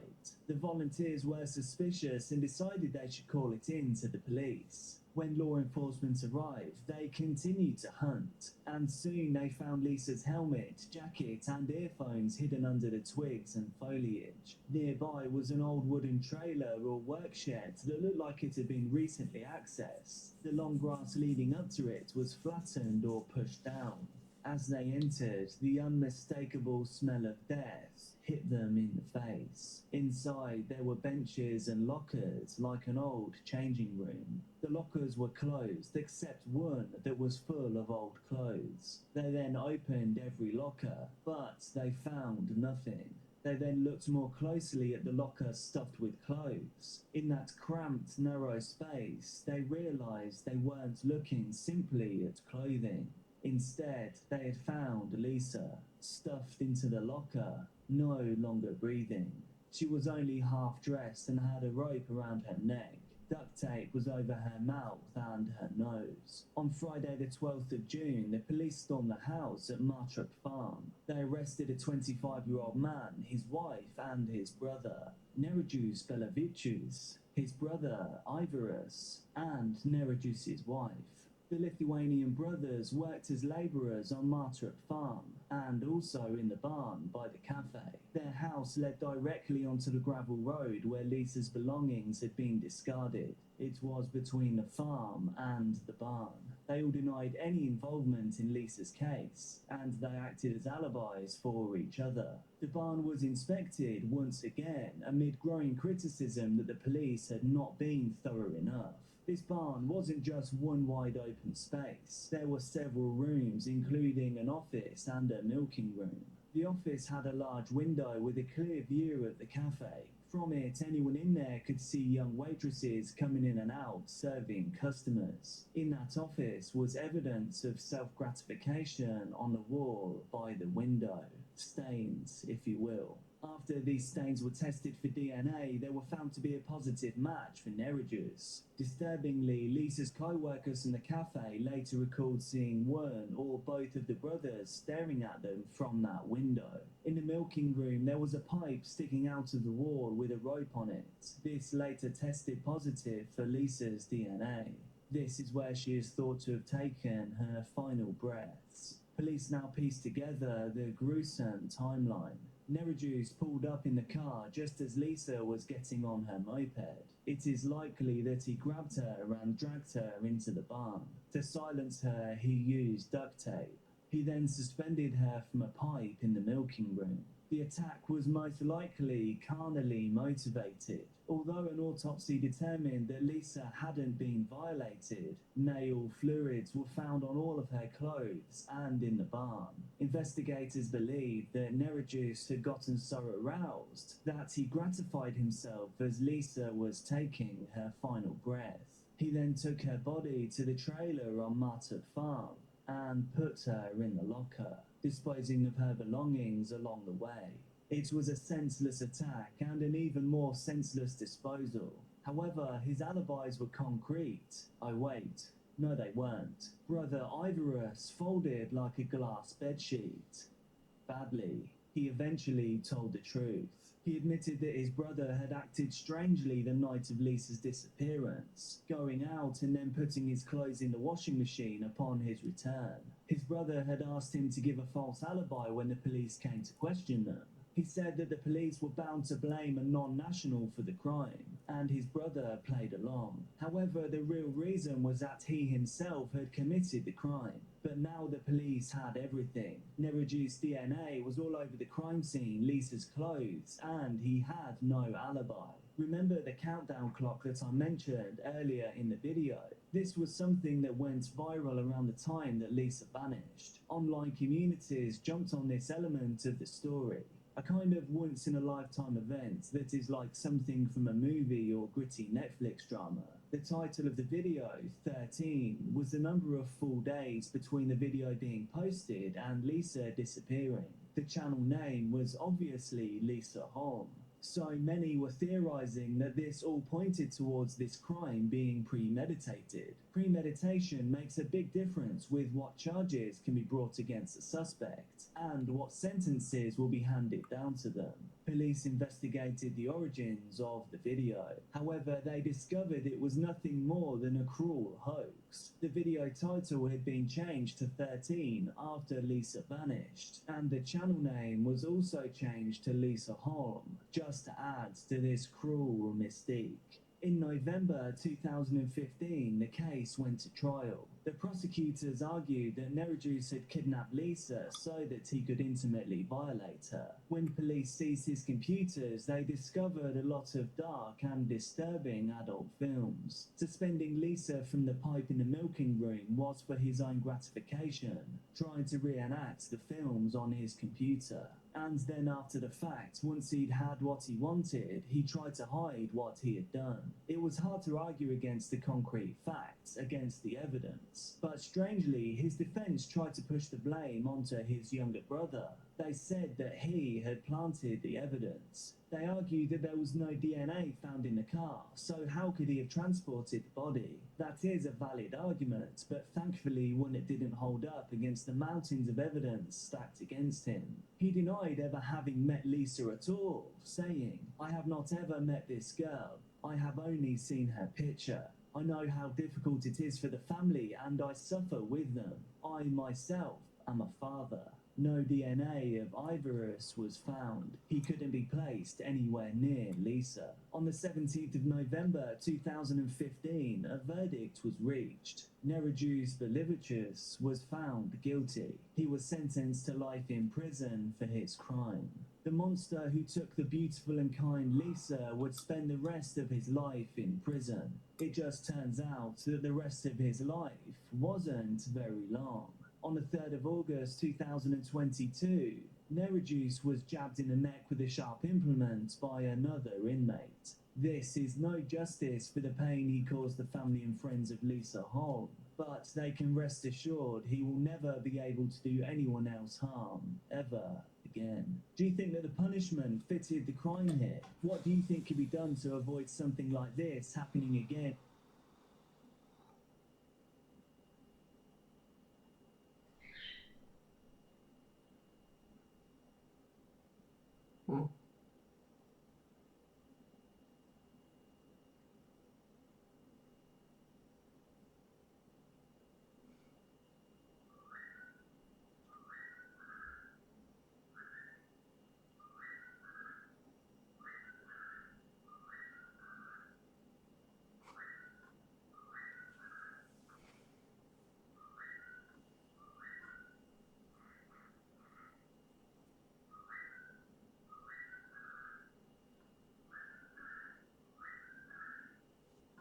Nič.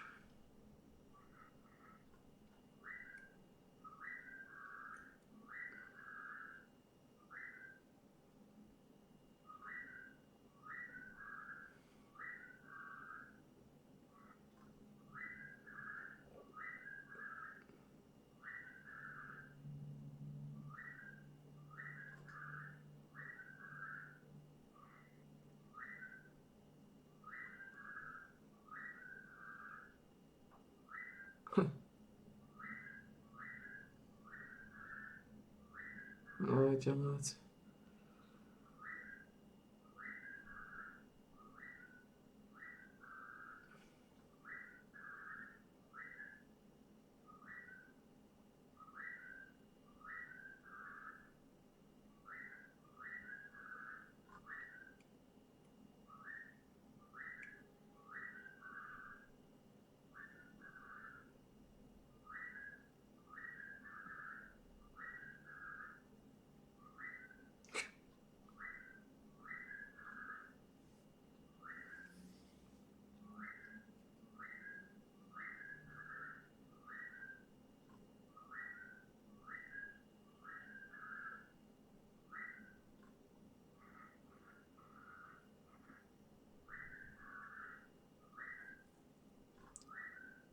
No, jdeme na to.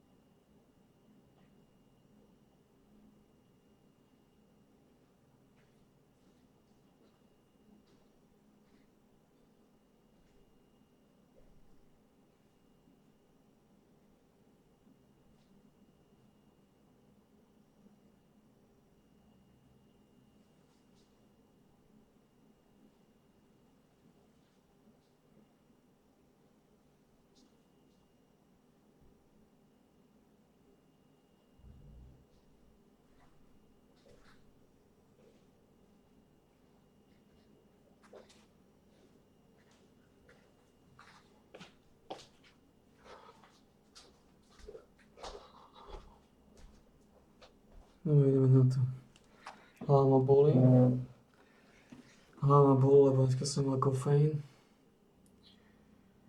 Všetci vieme, že keď vynecháme kofeín a potom si všetky nápoje na 18. na Power Excel. Na Power Excel si potom všetky nápoje. Takže kvôli tomu teda.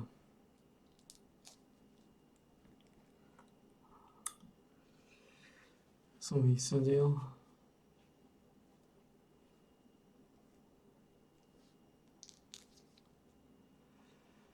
No, ideme to rozbaliť.